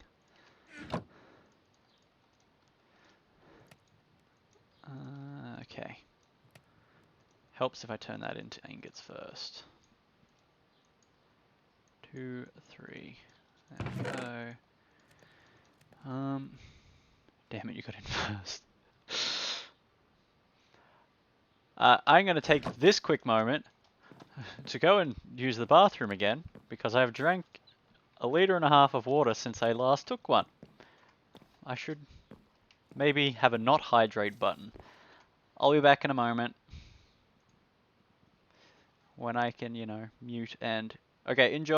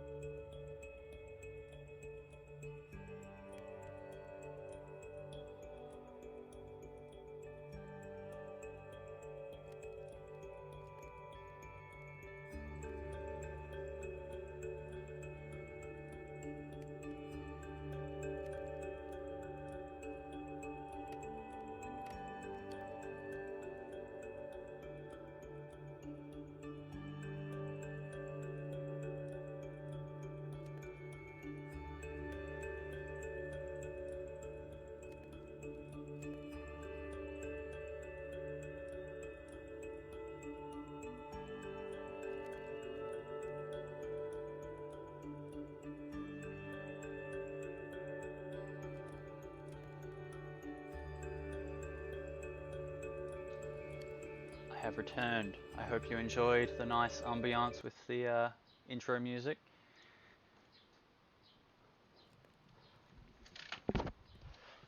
Alright. Okay, we made pickaxes. I can probably put that a bottle away for the moment. And let's take some stuffs. Okay.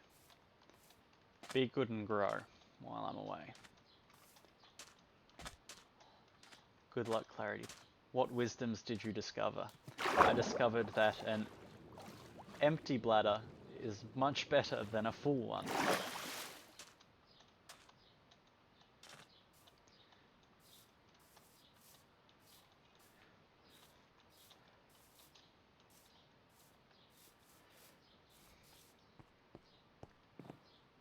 Ow.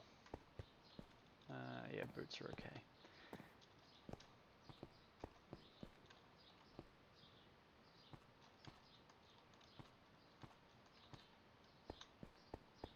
I think it was this way, wasn't it? No. Where is it? Is it this way? Yes. That is a good wisdom, yes. The wisest of what are they? Sages get most of their inspiration urinating. And you can quote me on that.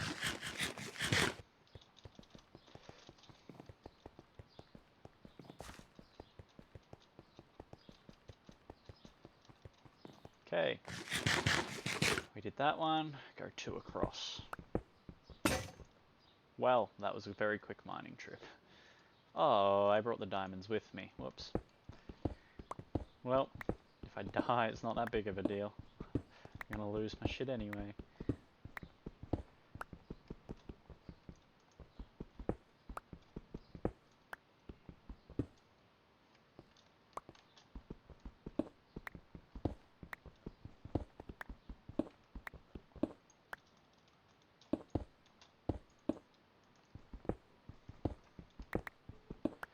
And how did you sleep last night, Luciana? Did you get decent sleep after keeping our boy awake?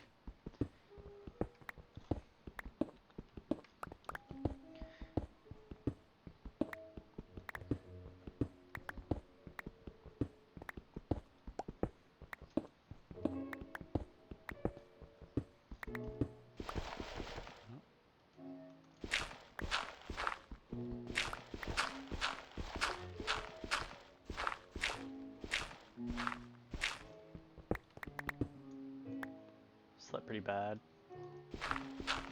That's not good. Still getting used to a new bed. Ah.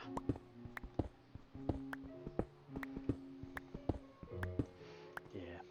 I've recently gotten used to sleeping in the girlfriend's bed. And my bed's nowhere near as comfortable. Like hers has like a memory foam mattress topper inbuilt into the mattress, and it is just great. And then I come home and it's like a dodgy 15-year-old mattress that doesn't support my back, and a bed frame that's not that great. And so, yeah, I get like an average of 4 hours sleep in this bed, waking up a bunch, but it's alright. Who needs sleep? Goovin, that's not good, dude. Have you at least, like had a chill day where you haven't had much exertion so that you're not completely spent?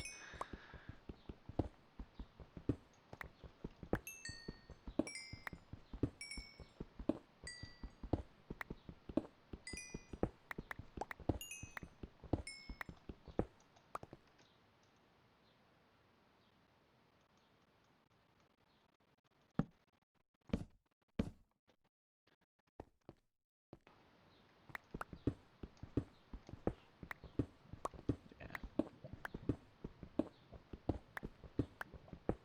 it is. You're right, Luciana. Did you test it out before buying it? Because I know that's a huge thing with like the memory foam ones, because there's a huge range in the resistance with the foam, and like a super squishy one might be like terrible for you, but one that's slightly firmer might be great. Like my girlfriend's one's a little bit on the firmer side, and it's a lot easier to roll over, and you don't sink in as much, but it's still like super comfy.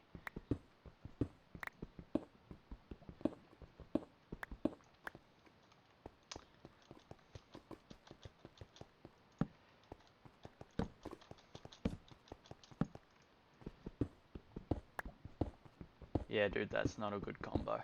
I hope you feel better soon, though. Just a cold, or like sort of thing, or sick how? Yeah, the soft is insane. It's too soft. Like you put your head down and your head just sinks to like a real uncomfortable position. At least it does for me because I have a big head. Alright,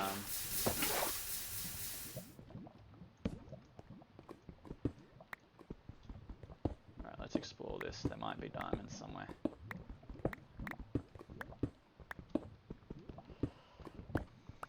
Can we sneak peek any diamonds? Not that side. Ooh. Hello. Probably going to need that because I made the enchanting table.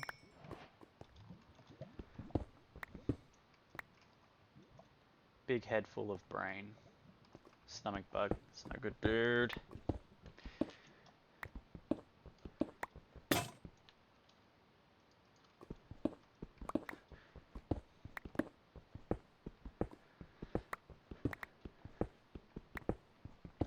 Big head full of brain.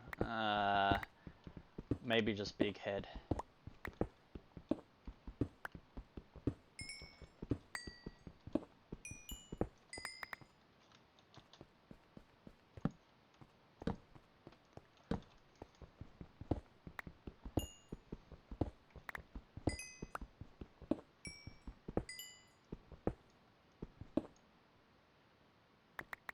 So don't shit talk you. Will do. You know I will, I always do. It's a default mode for me at this point. Have fun painting though. Feel free to send photos of whatever you do paint.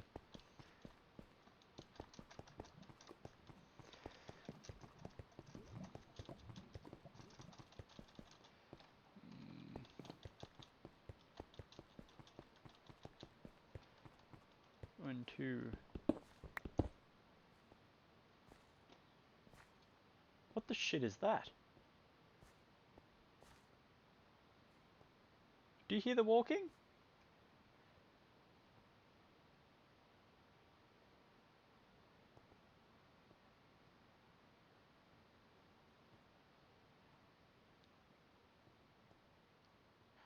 I have a feeling it's a creeper. I'm not digging up because I don't want a creeper to drop on my head. I'm not Lockie, I don't make silly plays. Ooh! Pause talking shit about Lockie for a moment.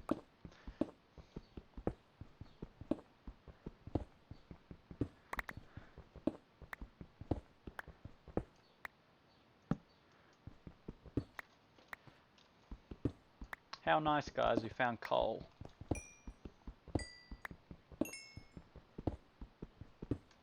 Yeah, poggers, we got coal. We can now cook up this iron.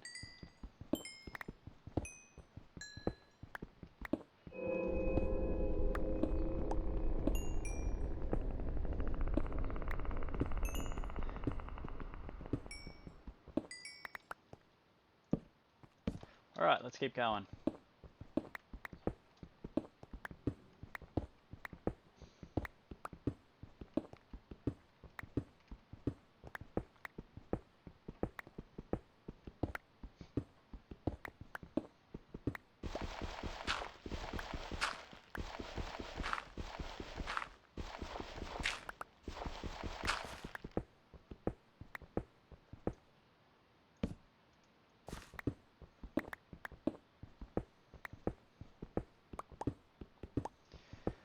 Hopefully we find something good soon.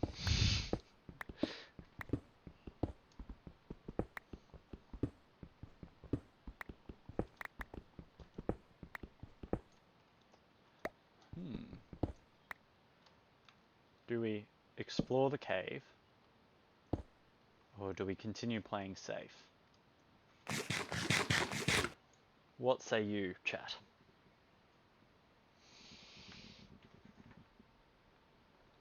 I'll allow you to decide.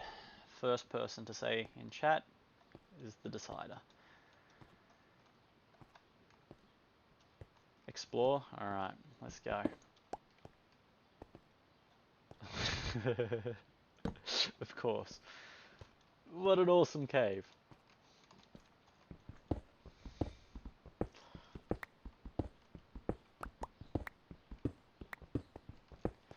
Have we ran into... Yeah, it's still there. Okay.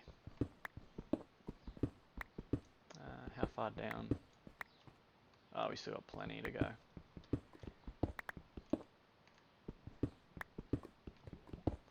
That was by far the best adventure I've been on.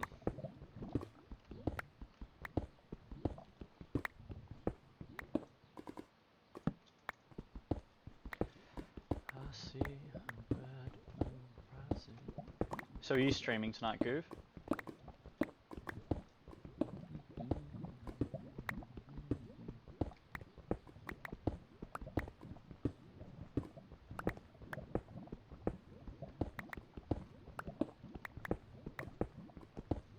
I might put that music that I had on the background back on.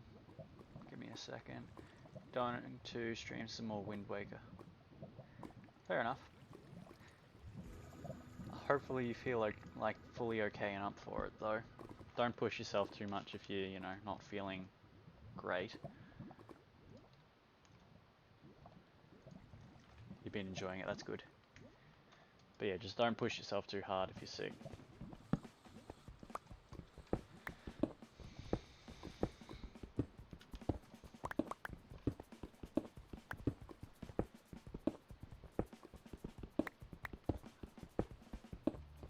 Ah, there we go. That's some valuable stuff right there. Oh, hello. Block lag. actually. There's lots of lava sand. Let's stand here just in case. Alright, we're good.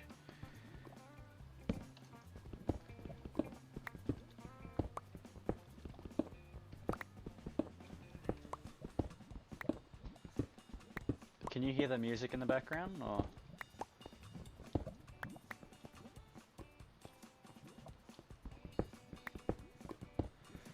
I just want it to be like slightly quiet and just a very mild background noise. That's all I really want from it.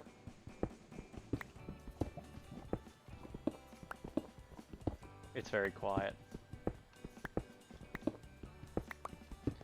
But yeah, that's fine. I'll adjust it, like, because I don't want to adjust it too much because it's, you know, fine on my end. I'd even consider it too loud for me because I want it to just be like white noise, if you know what I mean.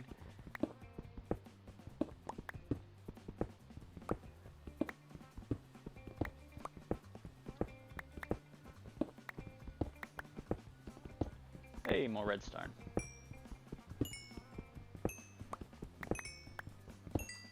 Alright, I think we got enough. We can go back now.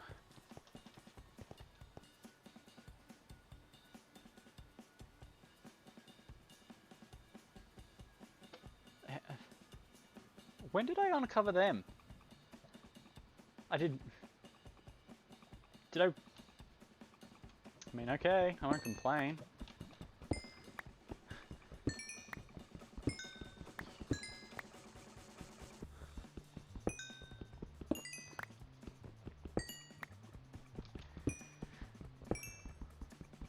I completely walked over him and missed him.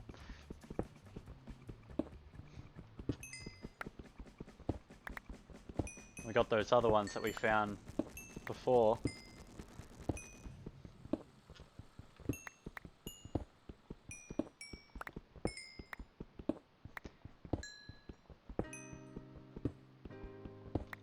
Oh, and iron.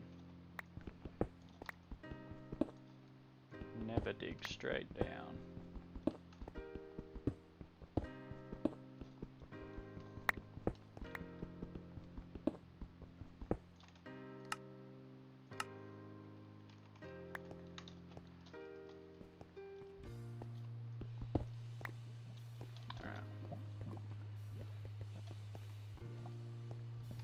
I thought that was redstone, it was just granite.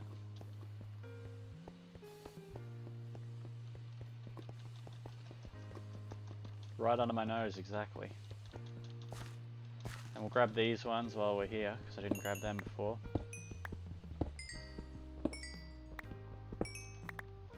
Alright. Actually, I really should have left those, because I already had 3. I should have tried to get a fortune pick, shouldn't I? Ah well. Live and learn.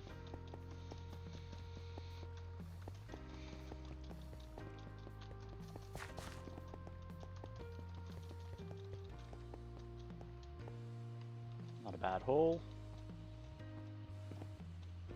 Let's hope that sugarcane has grown. Oh, wrong way. This way. Is that... Did I see an Enderman? Nope. That's a bad boy. Come on, hit yourself with your own arrows. Up a bit higher. Oh. Okay. I would even like just one of them to like drop a bow for me. That way I don't have to keep hunting spiders for string. Oh, I should probably eat.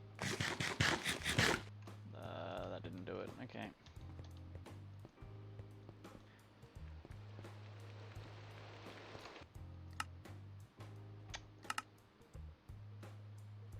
That's not gonna happen. I'm okay with the ambient rain, but not the loud rain.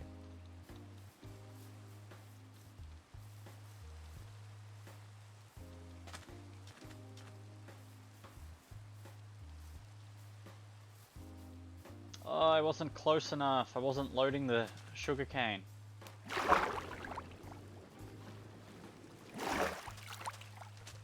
Damn it.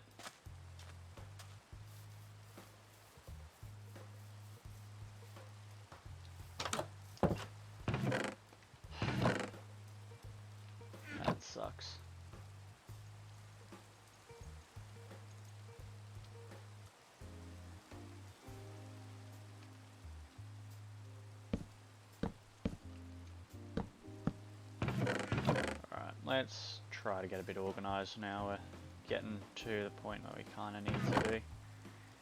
Let's put all the building blocks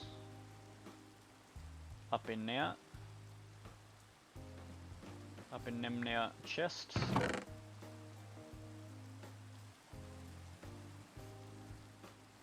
Oh, didn't want that. That's food, I can say.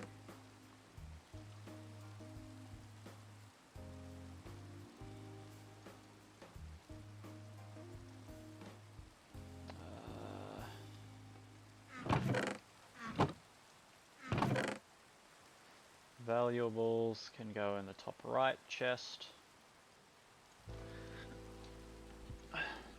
Actually, valuables and redstone, because I don't have enough valuables yet to justify just having a single double chest for that.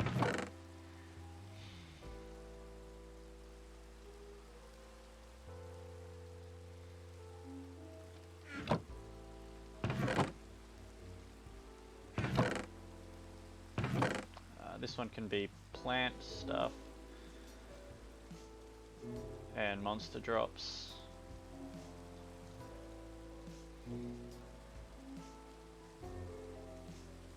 And this can be everything else.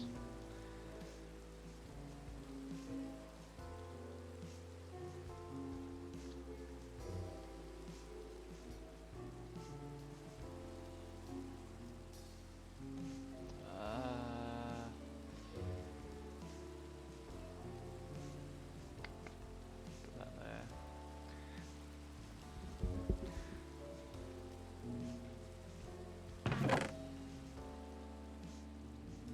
I'll plant those for the boys outside.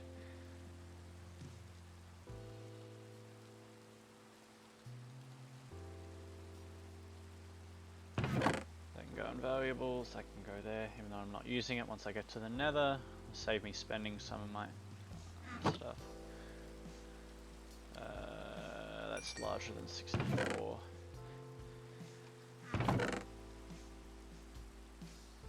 Yeah, that seems organised enough.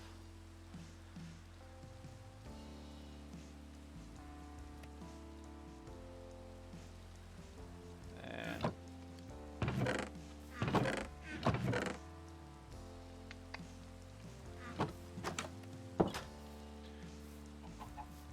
actually, that'll do.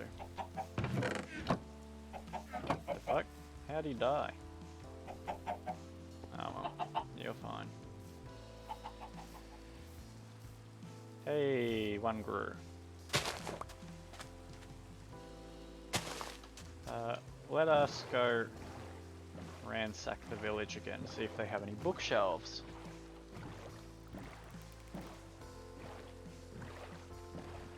Oh, we found a village, by the way. It's like literally right next to me.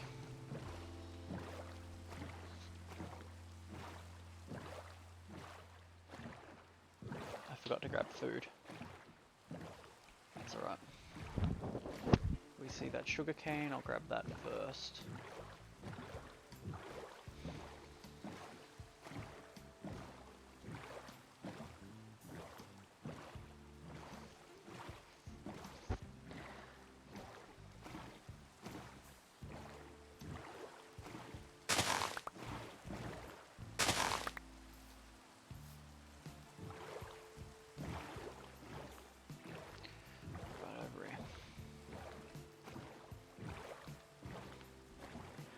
Do do do do do do do do do.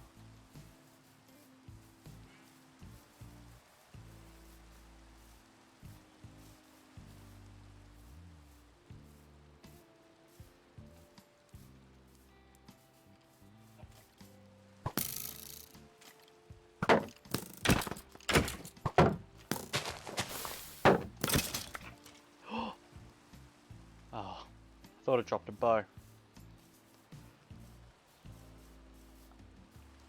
But it did not. Hey, this is what we need.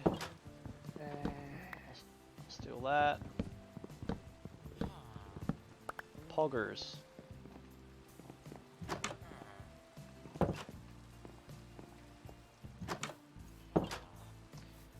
had Silk Touch though, but hey. Better than nothing. Let's sleep. Let's get rid of night. I ain't dealing with that.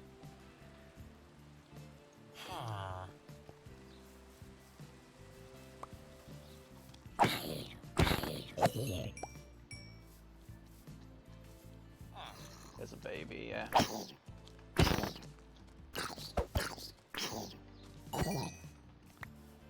There we go.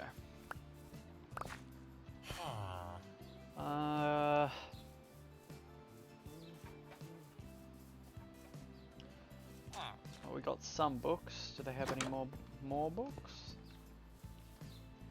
Or food? No, they can keep their cows.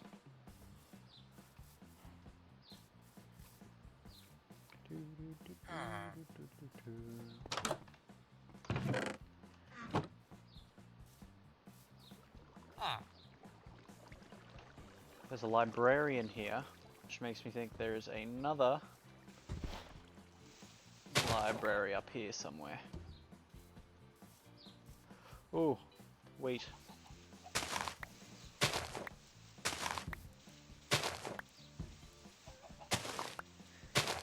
Okay.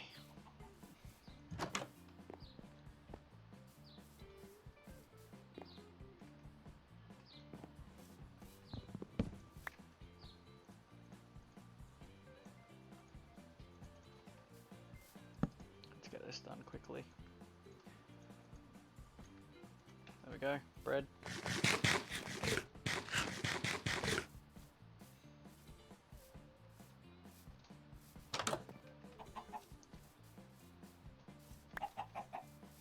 Alright, where's this extra library?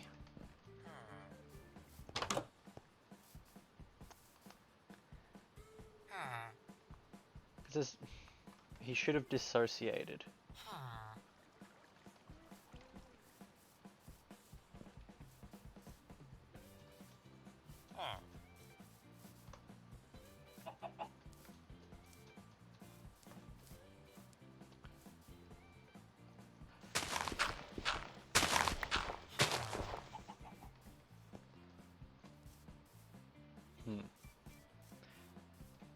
I think I'm going crazy.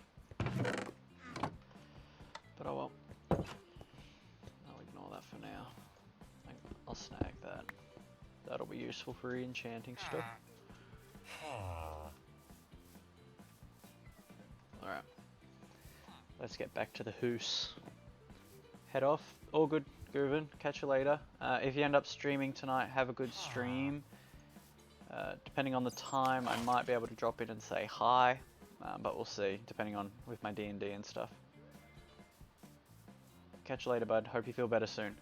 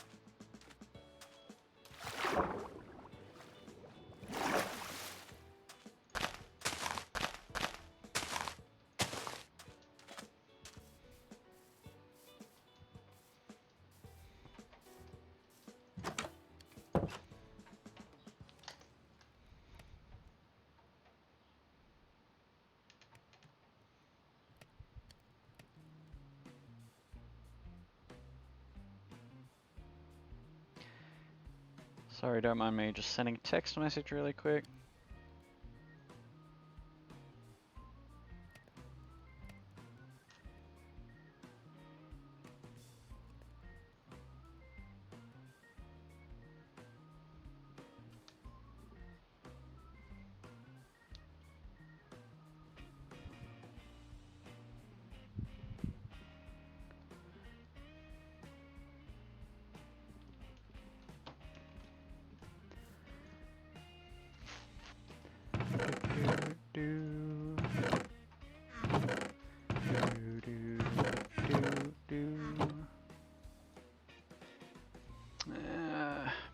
Okay.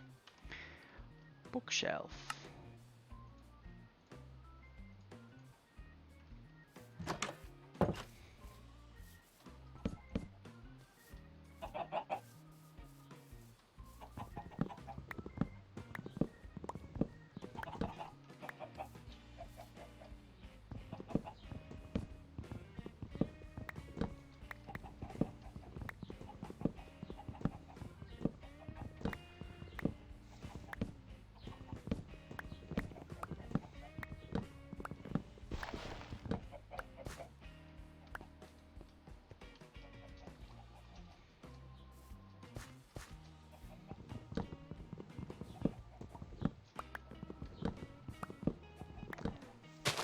What made me want to stream?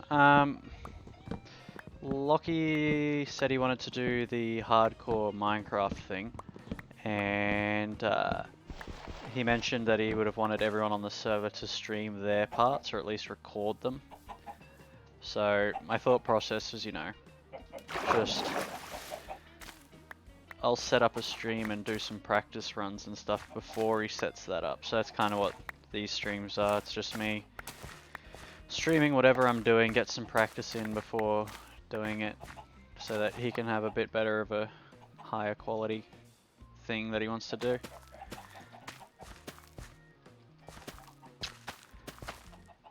That was my reasoning behind it.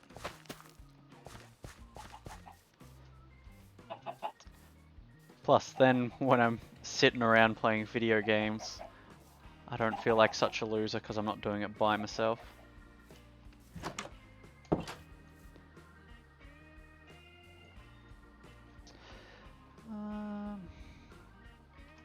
Bookshelf.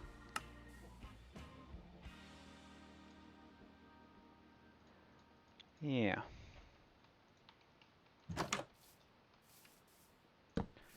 Five. What are we looking at? Efficiency. Cool.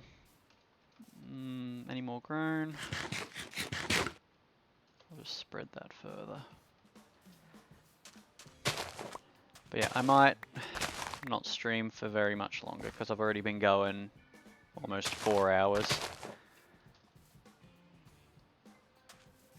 But yeah. Do.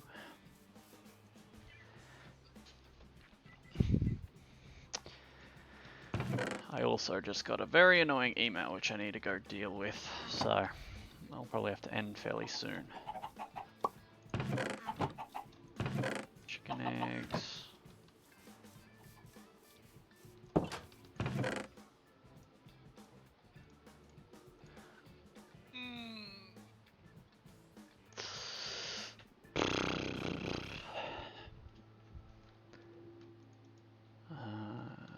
I can go in there.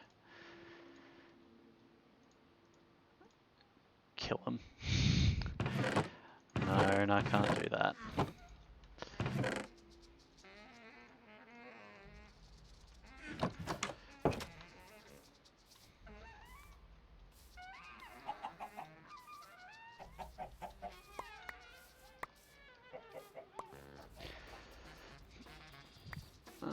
Okay.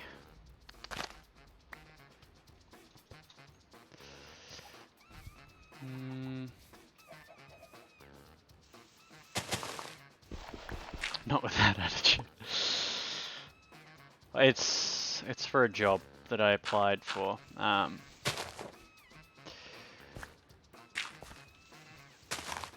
I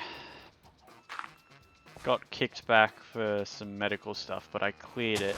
But with the employment thing I'm trying to go for, you have to do a bunch of interviews, and then the validity of that interview only lasts for 12 months. And I did that interview in February, and now they've just sent me an email to say that they're not going to be able to clear the thing that I needed cleared before perhaps June next year. So my interview's pretty much null and void. An interview that I put like over 100 hours preparing for.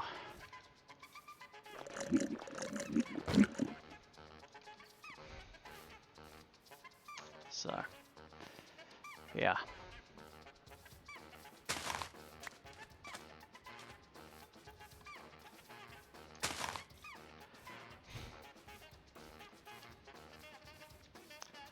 Well, that's fine, I'll figure it out.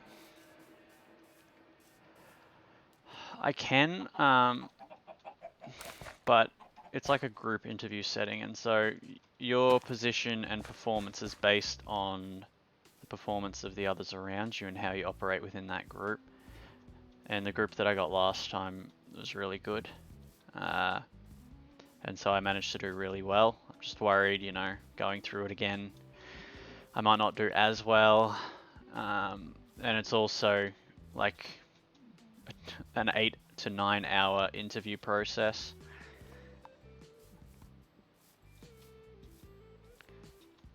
So it's very mentally draining to do one time, let alone twice, just because of a small muck up on account of something that wasn't your fault to begin with.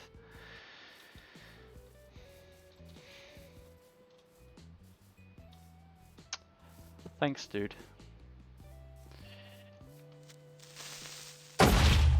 Oh, there was another one.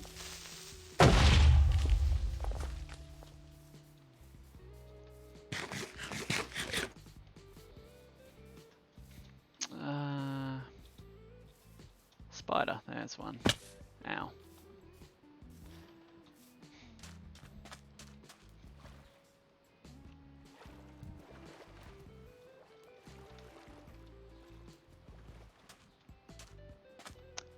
Oh.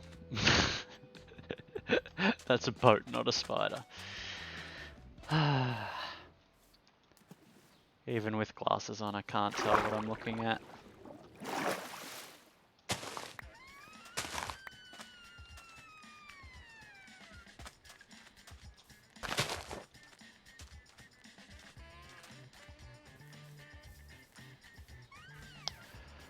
Alright, I might sleep this night away and I might end stream here.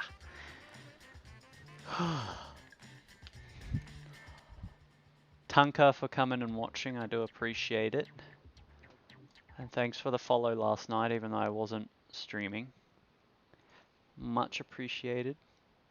Who's talking shit on me? I'm not talking shit on anyone. But yeah, we'll probably end here.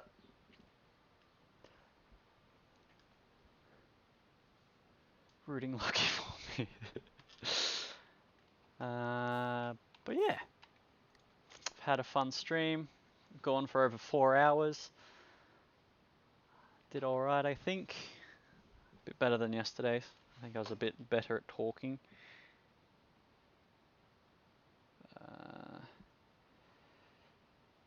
Is Ando still live?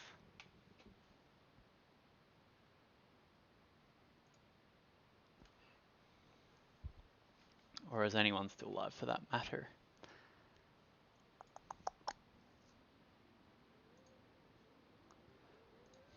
Thank you, thank you. Let me see, is he?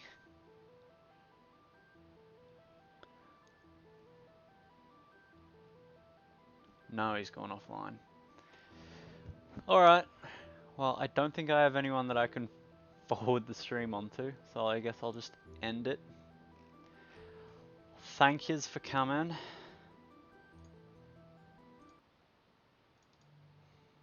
I appreciate your coming. And yeah. Until next time. Bye.